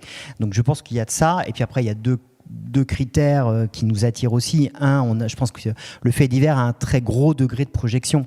Quand vous voyez la photo du petit Émile, vous vous dites tous, c'est mon fils, ça pourrait être mon petit-fils. Enfin, voilà, il y a forcément une projection extrêmement forte. On parlait d'Anaïs Marcelli tout à l'heure, c'est une petite fille blonde, tellement mignonne. Enfin, comment voulez-vous ne pas vous projeter? Donc, il y a une émotion sincère, humaine, qui vous touche et qui fait que vous vous projetez dans cette affaire. Puis, il y a alors certains diraient une curiosité. Je pense qu'il y a un côté aussi enquête, mystère. C'est-à-dire qu'on a envie d'avoir la fin. C'est-à-dire qu'on a envie de savoir. Et donc, c'est vrai que face à une affaire criminelle, chaque Français peut se jouer un peu enquêteur, alors de façon raisonnable et on ne dépasse pas la limite. Mais évidemment qu'on a tous envie de savoir. C'est comme si on vous disait un début de film et que vous dites j'ai envie d'avoir la fin du film. Qui a commis ça? Qui l'a fait? Donc, je pense que ces trois critères, avec le premier, je pense, le plus profond, est quand même ça nous ramène à nos limites, à qui on est, à notre nature humaine. Aristote, qui ne regardait pas LCI et qui n'avait pas lu Philippe Artière, pas parfait, considérait qu'il nous purgeait de nos mauvais instincts. Maintenant, c'est à vous, Philippe. Artière, ouais. Je me demandais si c'était véritablement une question d'identification, peut-être aujourd'hui, ou peut-être une étrangeté. Et cette question de, vous avez évoqué la curiosité, est-ce que c'est pas aussi que le fait divers ouvre sur des mondes sociaux qui sont pas forcément ceux qui sont les nôtres, ou au contraire qui sont très proches? Mais si je puis me permettre, par exemple, l'affaire du petit Grégory, c'est une affaire qui a révélé à la France entière une vallée qu'ils ignoraient totalement, et des modes de vie qu'ils ignoraient totalement. Pour Vidal, le tueur de femmes, Vidal était à Hyères avec sa mère, il tenait un hôtel, mais il avait participé, comme beaucoup de gens sous la Troisième République, à des expéditions coloniales. Et donc ça a ouvert sur ce pan-là. On pourrait citer de nombreux cas où il y a le fait divers, c'est une fenêtre sur d'autres mondes. Et d'autres, sans doute aussi, d'autres manières de non seulement de vivre, mais aussi d'agir. Enfin, bref, des vies parallèles.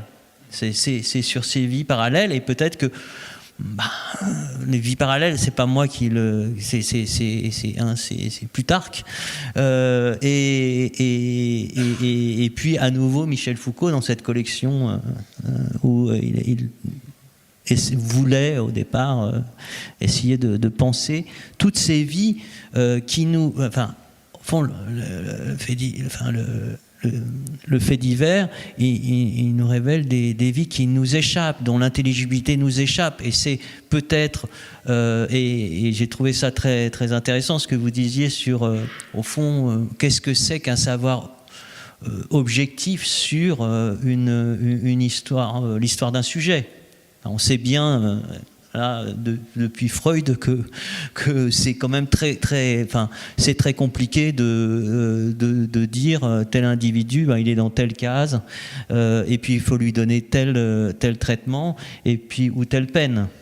Mais en tout cas, je sors de mon point de vue d'historien pour aussi avoir un point de vue assez citoyen sur quelle peine. Parce que moi, ce qui me trouble beaucoup, c'est que quand j'écoute la contrôleuse des lieux de privation de liberté, Dominique Simoneau, qui n'est pas quelqu'un qui ne connaissait pas et qui ne connaît pas les faits divers, puisqu'elle a été une grande journaliste des faits divers et de la justice à Libération, ce qu'elle dit, c'est que en majorité, les gens qui sont en prison, soit rentrent avec des troubles psychiques profonds, soit les acquièrent. Parce qu'on ne trouve pas ces individus dont nous avons parlé toute la soirée, qu'est-ce qu'on en fait ? Je me demande dans quelle mesure c'est un sujet complémentaire, mais c'est quand même un sujet. On ne peut pas d'un côté regarder tout le temps sur les télévisions continues l'évolution d'un procès. Maintenant, les comptes rendus étaient le lendemain. Maintenant, ils sortent de la salle. Et ils donnent les informations au fur et à mesure. On ne peut pas comme ça. Et puis le jugement tombe. Et puis après, voilà. Ce qui se passe dans nos prisons. Je pense qu'il nous appartient aussi de réfléchir à cette question, à cet autre versant. C'est vrai que c'est un autre sujet, mais c'est un sujet qui est intimement lié. Pourquoi on est si fasciné par trouver le coupable et de plus savoir après quoi faire du coupable ? Je veux pas, mais ça me semble être quand même une vraie question. Je fais juste une parenthèse. On entend là ? Juste une parenthèse. Dominique Simoneau était à Thionville au festival, première édition du festival Polyteia, quand vous étiez là aussi, Thierry Meuser. On a notamment évoqué ces questions-là. Eh bien, maintenant, cher public, à vous. Paul a un micro et voilà, là, une première question. Bon, je pense que c'est pas ce soir, on va savoir la fin de l'histoire. Bonjour, c'est aux journalistes que je vais m'adresser. Bonsoir. Bonsoir. J'aimerais savoir comment vous faites dans les chaînes d'infos en continu, comment vous faites pour choisir les faits divers et est-ce que la chaîne éditoriale la ligne éditoriale de la chaîne a de l'importance dans le choix? Alors, il y a deux niveaux de réponse. Il y a moi, comment je choisis, moi, dans mes émissions. Moi, je choisis beaucoup en fonction des personnes qui parlent, parce que j'ai des émissions de plateau. Donc, pour être très honnête, mon premier filtre, évidemment, une affaire qui a de l'intérêt, mais avec des gens qui parlent. Je pense que votre question vient peut-être plus de pourquoi on parle beaucoup de faits divers sur une chaîne info et des fois moins de certains. Voilà. J'avais bien compris le vrai sens de votre question, qui revient très souvent. Non, mais c'est une très bonne question. D'abord, pourquoi on choisit tel fait divers ? Moi, je pense que Maître Moser, mais tout le monde se demande, enfin, vous avez connu ça, des faits divers qui tout d'un coup partent, et on ne parle que de ça, et tout d'un coup, ça devient un énorme fait divers, et il y en a d'autres qui peuvent être à peu près similaires, dont on parlera jamais.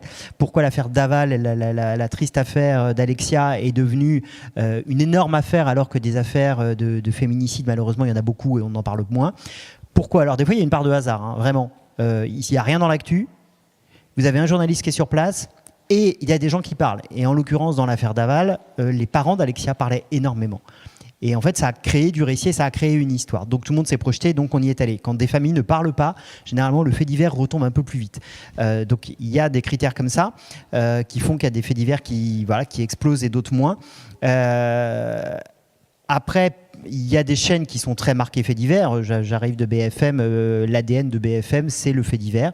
C'est identifié comme tel. J'ai bossé il y a longtemps, j'ai commencé à RTL. RTL est une chaîne du fait divers. Et donc, c'est des chaînes où les gens viennent aussi pour ça. Quand les gens veulent s'informer sur le petit Émile, ils vont plus spontanément sur BFM que sur LCI. Quand vous voulez de l'international, vous allez plus sur LCI.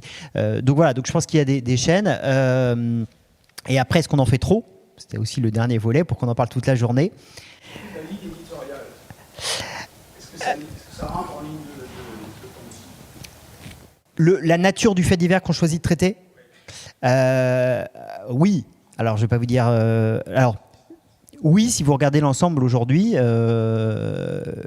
y a une chaîne qui fait un choix de faits divers aujourd'hui, qui se ressemble beaucoup, qui ramène plus à des faits de société qu'à des faits divers d'ailleurs, et qui sont très politisés. En fait, la question est de savoir si on politise le fait divers ou pas. Moi, je ne le politise.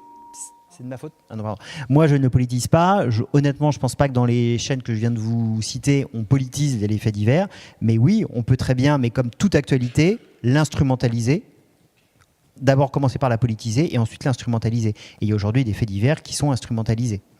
D'où la nécessité d'être professionnel et quand on traite un sujet, de donner les bonnes informations et toutes les informations. Merci Philippe.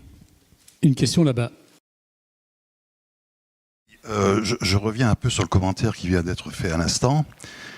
On constate depuis, disons, 3 décennies un précipité important du personnel politique vers les lieux et vers les gens qui sont l'objet du fait divers.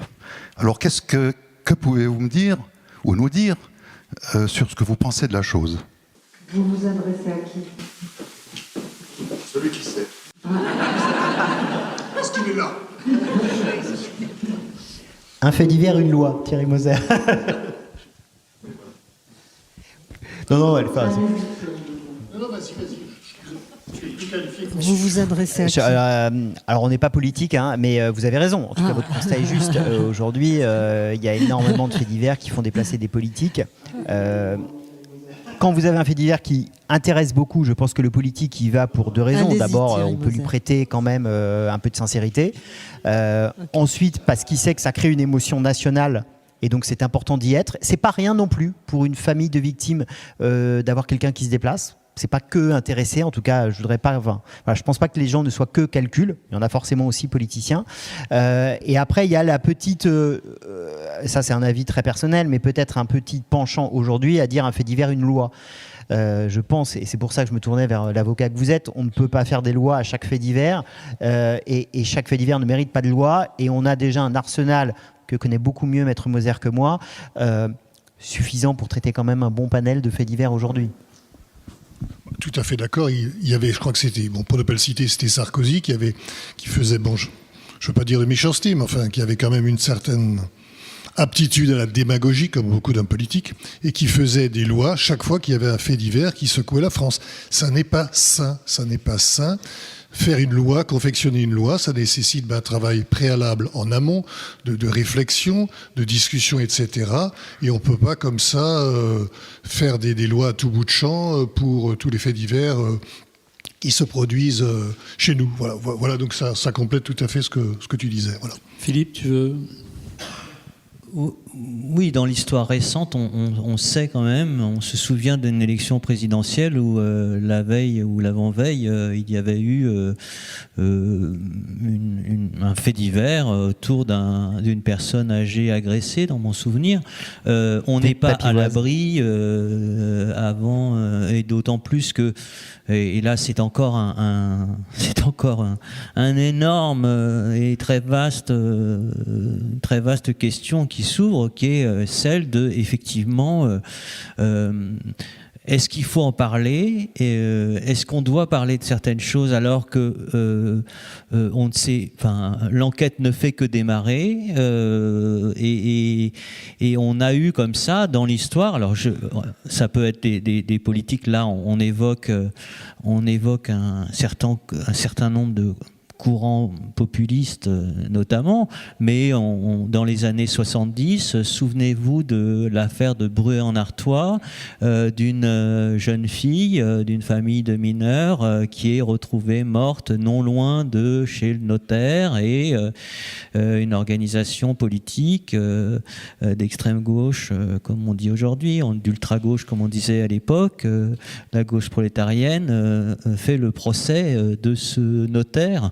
Et en fait, l'affaire n'était pas du tout... le notaire n'était pas coupable. Mais c'est une vieille histoire, l'instrumentalisation politique du fait divers. Ma question, que je renverrai volontiers, c'est à vous écouter, on a l'impression que l'actualité est pleine de faits divers. Mais il y a les faits du monde, quand même. Et donc, les faits divers, vous dites, dans les trous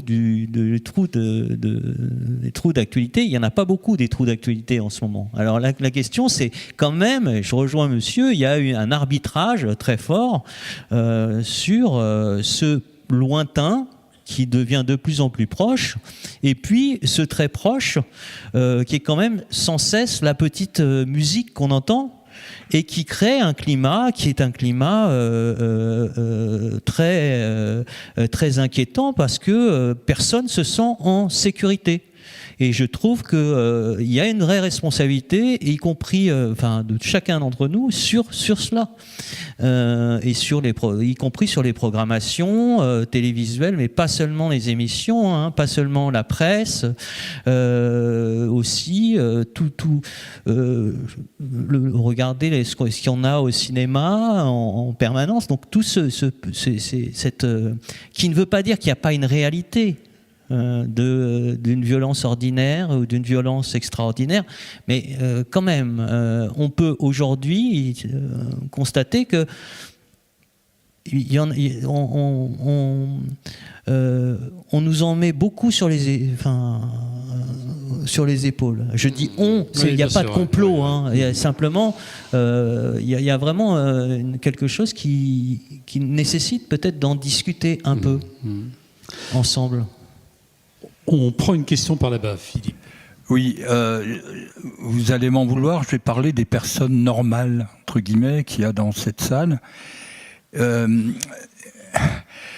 trouve qu'il y a une fascination pour les faits divers qui m'horripile, en sachant que chaque individu n'a pas forcément le vocabulaire et la précision pour se définir lui-même. Donc il va évidemment sauter sur les faits divers. Même les professionnels mélangent émotion, sentiment, émotion, pensée, tous ces termes-là qui sont fondamentaux sont mélangés dans la presse, dans les écrits, et forcément le commun des mortels comme nous, il y a une attirance par les faits divers qui est hallucinante. Qu'en pensez-vous ? On prend une deuxième question en même temps. Gardez bien.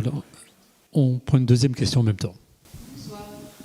Je me demandais dans quelle mesure le fait divers est-il un reflet de la société, s'il y avait des sociétés qui présentaient des profils de faits divers particuliers, et si la société était-elle génératrice de faits divers, ou si c'était le fait divers qui influençait la société et la modifiait, dans quel sens les choses fonctionnaient. Vous avez 3 heures. Merci pour votre question. Merci. Je veux bien essayer d'apporter un élément de réponse. Je ne sais pas si je vais répondre à la question correctement. Ce qui m'intéresse aussi, je crois que l'historien en parlait là tout à l'heure, c'est le regard que porte la société au moment X, au moment Y et au moment Z sur tel ou tel crime. Alors je m'explique. Nous allons faire un voyage dans le temps. En 1810, c'est l'époque de Napoléon. C'est l'époque de Napoléon, et Napoléon donc met au point, confectionne un nouveau code pénal, et dans ce code pénal, on trouve beaucoup de sexisme, de machisme, et il y a notamment un article, je ne sais plus lequel, qui dit la chose suivante, je résume: si un bonhomme rentre chez lui, il trouve sa femme en train de batifoler avec un autre bonhomme, et il va zigouiller, à ce moment-là, le mari dépité va zigouiller et la femme et l'amant. Eh bien, à l'époque de Napoléon, si le meurtrier passe en justice, il a toutes les chances du monde d'être acquitté, alors que, puisqu'il y a une disposition en ce sens dans le code pénal de 1810, alors que si l'épouse rentre au domicile et trouve le mari en train de batifoler avec une autre femme, elle zigouille, elle sera saquée. Vous voyez, donc c'est absolument ahurissant, c'est sexiste, c'est machiste, c'est tout ce que vous voulez.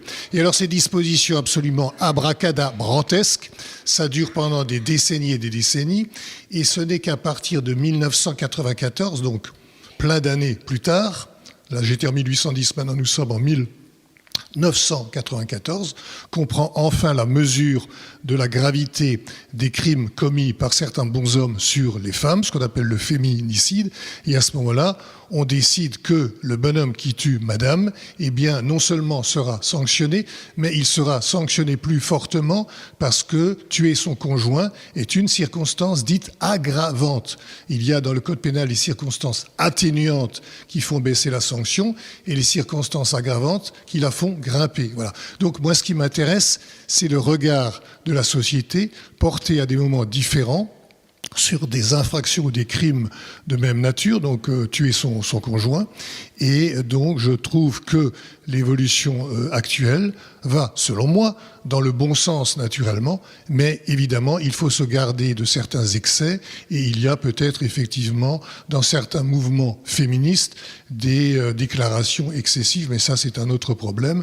Je suis mal placé pour en juger, mais je me réjouis de l'évolution très nette que je vous ai retracée en quelques mots. Voilà. Je ne sais pas si j'ai répondu à peu près à la question, madame. Vous avez répondu à la deuxième question. Ça, c'est un sujet qu'on a abordé il y a 2 ans sur les violences faites aux femmes avec des mots et des bains. On avait fait un grand débat, notamment avec le premier juge, Luc Frémiot, que vous connaissez sûrement, qui a été... Luc Frémiot, oui, absolument. Voilà.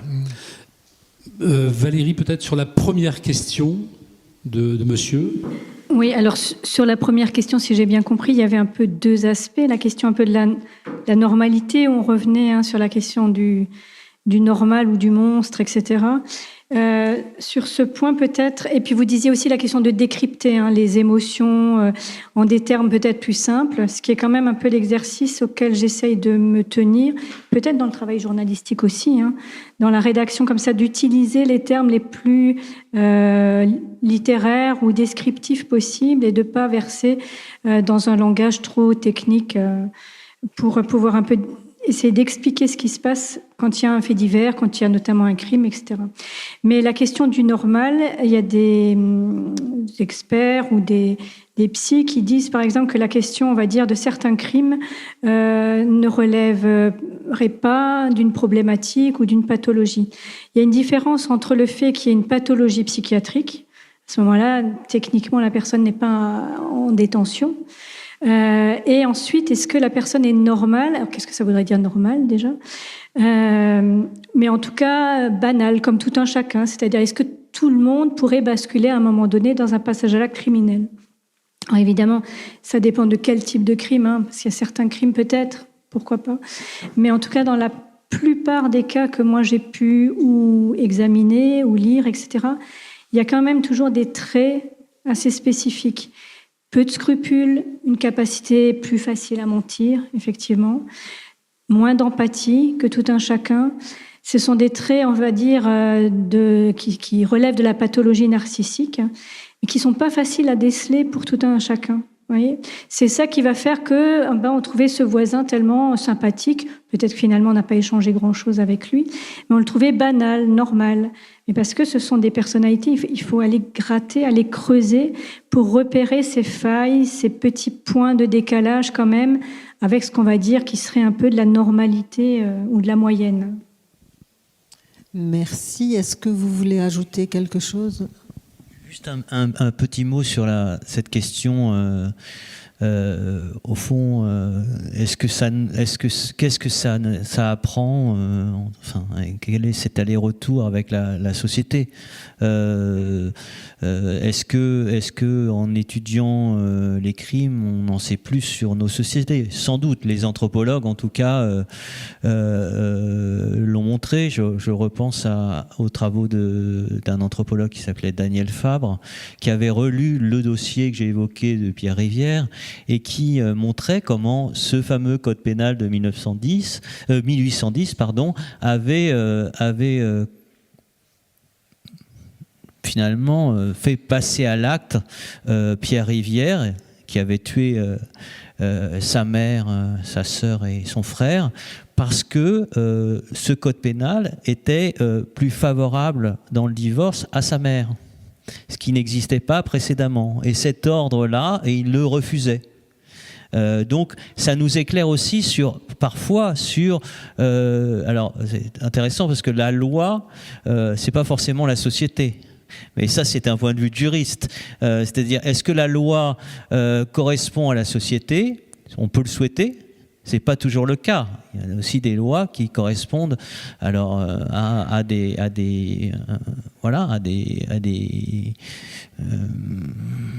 il y a des lois partisanes, comme on sait. Hein. Il y a des lois qui ne sont pas et on sait qu'il y en a beaucoup, mais il y en a parfois.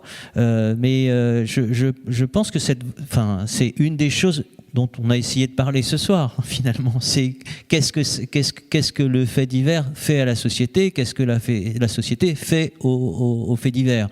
Il se trouve que sur toutes les affaires récentes, on a quand même très peu de distance pour comprendre véritablement quel est notre rapport, sans doute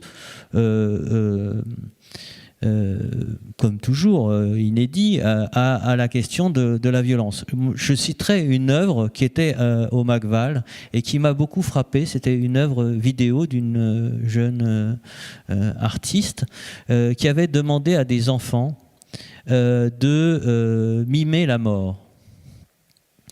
Et donc, elle filmait ses enfants. Et la majorité de ces enfants mouraient d'une mort violente, mimaient une mort violente,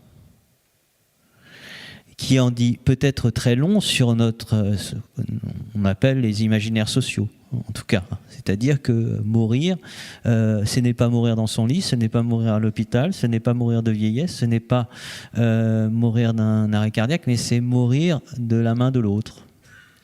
C'était assez troublant, je dois dire, et on aurait pu faire l'expérience avec les lycéens de Hélène Boucher.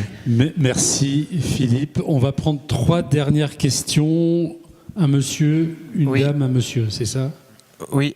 Alors moi, je voulais surtout revenir sur quelque chose qui me gêne dans l'évolution de la société, c'est qu'avec l'avènement notamment des chaînes d'information en continu, les gens ont l'impression de vivre de plus en plus en insécurité parce qu'ils voient des faits divers, ils en entendent des faits divers tout le temps. Et moi, ça me gêne un peu parce que j'ai l'impression que du coup, on généralise ça, on dirait que du coup, on n'est plus en sécurité nulle part, qu'on risque à tout moment qu'il arrive quelque chose, alors qu'au final, les faits divers, entre guillemets, restent quand même quelque chose de minime, enfin j'espère, j'ose le croire. Et du coup, ma question, déjà, j'aimerais savoir, parce que ce qui me gêne un peu, c'est que déjà, ça influence après le vote de plus en plus de personnes, puisqu'ils ont l'impression de vivre en insécurité et que ça profite à des partis, pour moi, plus à droite, on va dire. Et ma question, oui, ce serait, déjà, est-ce qu'il y a des chiffres, est-ce que la société d'aujourd'hui est plus violente et est-ce qu'il y a plus de faits divers aujourd'hui qu'il y a 10 ans, par exemple, ou il y a 30 ans? Enfin, c'est une question que je me pose parce que j'ai pas les éléments de réponse. Merci. Oui. On va juste, on prend les 3 questions ensemble. Je suis désolé, je vois des mains qui se lèvent. C'est les 3 dernières questions. Tu pourras poser tout à l'heure ta question aux autres invités. D'accord. Donc, comme tout était très riche, ce qu'on a entendu, c'est sûr qu'on a des questions qui émergent. D'abord, je voulais juste faire une petite remarque, c'est que l'état de la société se mesure bien sûr aux crimes qui sont commis, mais également à la façon dont le public, donc on va dire nous, on reçoit ces crimes. Et un exemple, c'est que il y a peut-être 30 ans, on pouvait être passionné par des faits divers, mais leur mode de réception pouvait être plus varié que maintenant. C'est-à-dire que je prends l'exemple de la mort de Mérine. La mort de Mérine a pu susciter chez le public vraiment de la tristesse parce qu'on admirait ce style de Robin des Bois. Et puis d'autres trouvaient que ouf, il avait été tué de façon un petit pas orthodoxe, mais voilà. Ici, à Thionville, au lycée Charlemagne, il y avait une fille qui était avec moi à l'école et qui a fini, qu'on a retrouvée en forêt de Saulny. Elle avait été tuée en 82 parce qu'elle faisait du stop. et cette affaire n'a pas été résolue en 82. Peut-être que maintenant, avec l'éclairage qu'on porte sur la mort des femmes, sans doute par des hommes, peut-être que si Catherine était décédée maintenant, peut-être que ce ne serait pas tombé à ce point dans l'oubli. Votre question. Alors la question, voilà, je voulais juste dire parce que, voilà. Alors j'ai une question pour le monsieur qui est à côté de vous, l'historien. Je voulais savoir... Philippe Artière. Voilà. Est-ce que par le passé, on jugeait les gens sur les faits, sur les crimes qu'ils avaient commis, mais en ne mettant pas en ne tenant pas compte de leur histoire propre, de leurs failles, voilà. Je pense que oui, parce que on a vu des films à ce sujet sur des choses au Moyen-Âge. Et puis pour vous, monsieur l'avocat, je voulais savoir, parce que par rapport à ce que vous disiez sur le mensonge, qui semble un élément très important, est-ce qu'il y a des pays où il n'y a pas besoin de la preuve? C'est-à-dire que si le présumé coupable ne se réfugie pas dans un mensonge dont on n'arrive pas à le faire sortir, est-ce qu'on peut quand même le condamner alors qu'il n'y a pas preuve? Moi, j'avais la troisième question. J'avais une dernière question. Qui était sur... on a parlé de la faillite médiatique qu'a été l'affaire Grégory. Je voulais demander à Philippe Gaudin, enfin, Maître Moser a eu l'élégance de ne pas citer Jean-Michel Bézina, mais il y a eu quelques autres salauds qui ont fait capoter l'enquête en partie. Je voulais savoir, Philippe Gaudin, si l'affaire Grégory avait été une forme de jurisprudence pour les journalistes, c'est-à-dire aujourd'hui quand on traite un fait divers, est-ce que c'est l'exemple de ce qu'il ne faut surtout pas faire? Est-ce que ça a changé votre métier? Est-ce qu'il y a des choses que vous ne feriez pas pour avoir des informations eu égard à cette affaire? Voilà. Alors c'est riche, 3 questions. Donc effectivement, est-ce qu'il y a une évolution des faits divers aujourd'hui? Est-ce que alors j'avoue que Madame, comme vous avez été un petit peu longue, j'ai du mal à condenser. Ah voilà. Et puis effectivement, est-ce que l'affaire Grégory fait jurisprudence?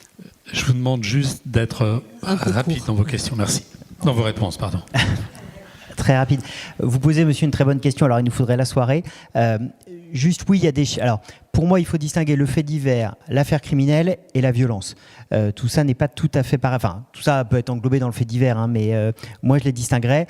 Sur la violence et sur les faits divers, il y a des chiffres. Il y a des chiffres du ministère de l'Intérieur qui sont sortis il y a 4-5 jours, alors je ne les ai pas de tête, donc je ne vais pas vous les dire, mais oui, les chiffres sont en augmentation.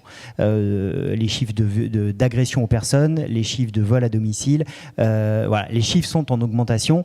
Notre société, et je crois qu'on peut le dire globalement, de plus en plus violente. Ça veut pas dire qu'il y a plus d'affaires criminelles, mais...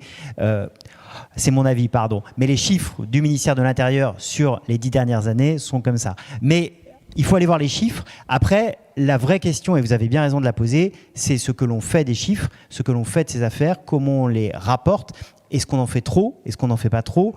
Sachant qu'il n'y a pas que les chaînes d'infos continues, mais vous avez les réseaux sociaux qui sont aujourd'hui une énorme caisse de résonance. Et les chaînes d'infos ne sont bien souvent, je ne suis pas là pour les défendre, mais... que derrière des réseaux sociaux qui relaient. Voilà. Mais quand vous prenez tous les faits de la semaine, ces pauvres lycéennes qui ont été attaquées, machin, il y a un effet réseaux sociaux qui est extrêmement important. Mais c'est un vrai sujet qui demanderait beaucoup de subtilité de temps, mais en tout cas, il y a des chiffres du ministère de l'Intérieur qui existent. Sur Grégory, oui. Alors moi, je n'y étais pas à l'époque, mais Maître Moser sera probablement encore plus compétent que moi. Oui, pour connaître des journalistes, j'ai bossé 10 ans avec Dominique Rizet qui a couvert Pierre Grégory. Et de tout ce qu'on m'en a raconté, il y a eu n'importe quoi de fait. Il y a eu des méthodes utilisées absolument immondes. Je ne peux pas dire qu'il n'y ait pas encore aujourd'hui des journalistes qui ne puissent pas utiliser quelques méthodes pas très propres auprès de certaines familles pour aller récupérer une photo, pour aller récupérer... Voilà. Mais oui, je pense qu'il y a quand même eu... tellement de parti pris dans cette affaire de la part des journalistes qui ont influé, enfin vous connaissez ça beaucoup mieux que moi, que oui, je pense que la profession a heureusement évolué et appris de ses erreurs sur ce point-là, comme on a appris, parce qu'on ne l'a pas dit, mais de la petite malice du pont de Ligonnès, où on a tous appris à aller moins vite, même quand on nous dit que tout le monde nous dit que c'est bien du pont de Ligonnès. Oui, pour compléter ce que tu dis, je voudrais dire ceci. La Cour d'appel de Dijon a rendu le 3 février 1993 un arrêt, une décision qui innocente totalement la mère, la maman, et qui lui rend sa dignité. Et dans cette décision de 100 pages grosso modo, il est dit au début que l'action d'une certaine presse a été immédiate dans l'heure qui a suivi le crime sur Grégory, et que cette action forcenée, malveillante et tout à fait déplacée d'une certaine presse, je dis bien d'une certaine presse, a gêné considérablement le processus judiciaire. Il y a des gens qui avaient des informations, qui auraient pu déposer utilement en tant que témoins et qui ont été dissuadés de déposer comme témoins pour ne pas être jetés en pâture à des journalistes malveillants et peu consciencieux. Ou alors, à l'inverse, suite à cette médiatisation forcenée, il y a eu des petits malins qui ont colporté tout et n'importe quoi, des ragots, des âneries, des bêtises, ce qui a encore faussé davantage le cours de l'enquête. Donc, messieurs les journalistes, enfin c'est pas à toi que je le dis, vous avez une sacrée responsabilité et je vais dans ton sens en disant qu'effectivement, dans les années qui ont suivi cette affaire de la Vologne, il y a eu des progrès, une réflexion au sein de la profession des journalistes et je m'en réjouis. Merci. Philippe Artière, la question qui vous était posée tout à l'heure. Alors, de manière un petit peu rapide. Oui, très brièvement, la question de l'histoire de la violence dans nos sociétés, on peut l'aborder d'une année à l'autre, comme un certain nombre de politiques l'examinent, mais on peut quand même dire que la société du 19e siècle était une société bien plus violente et vous êtes dans un pays où quand même, y compris les conditions de travail, la violence, ce qui faisait le fait divers. Hein. Le fait divers, c'était des gens qui... C'est un coup de grisou, c'est aussi un fait divers. Non, en fait, c'est devenu un fait politique. C'est devenu tous ces éléments-là, la santé, la société actuelle est une société pacifiée par rapport à la société du 19e siècle.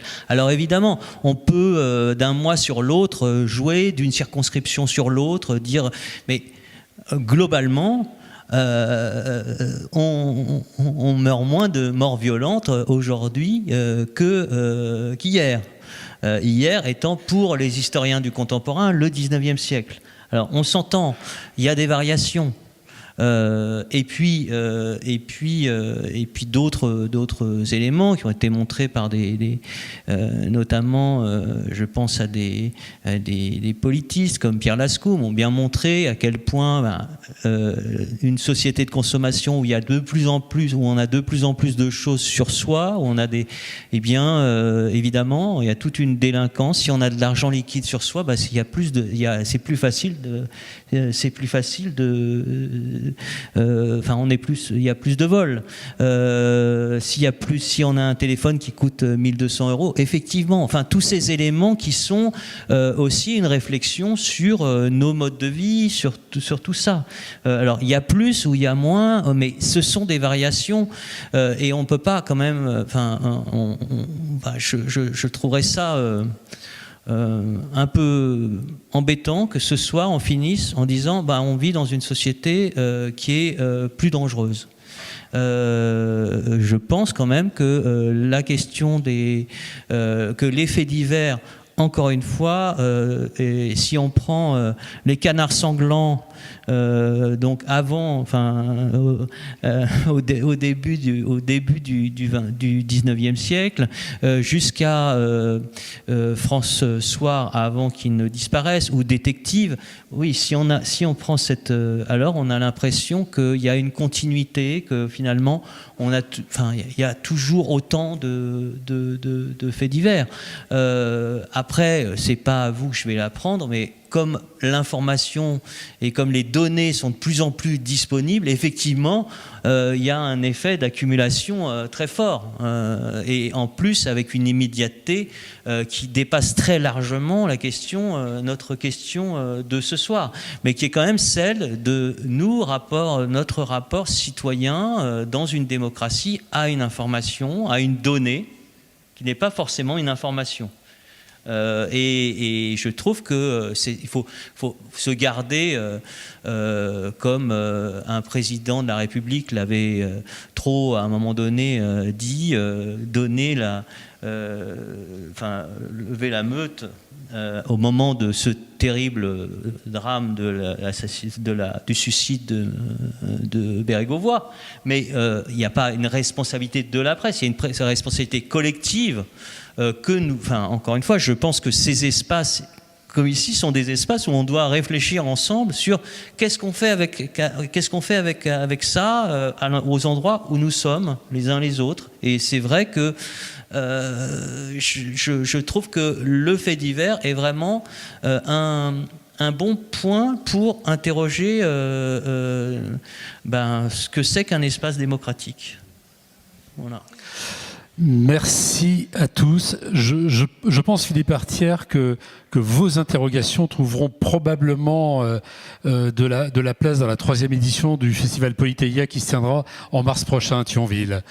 Merci Philippe Artière, merci Philippe Godin, merci Valérie Rinson-Thaler, merci Thierry Moser, merci à vous tous. Merci pour vos questions, pour votre écoute. Je vous renvoie au livre de nos invités. Il y a la librairie qui est là, le bar est ouvert, le chapeau est là-bas, vous pouvez adhérer et vous retrouvez toutes les informations de notre travail sur nos réseaux sociaux. Bonne soirée à vous, malgré tout.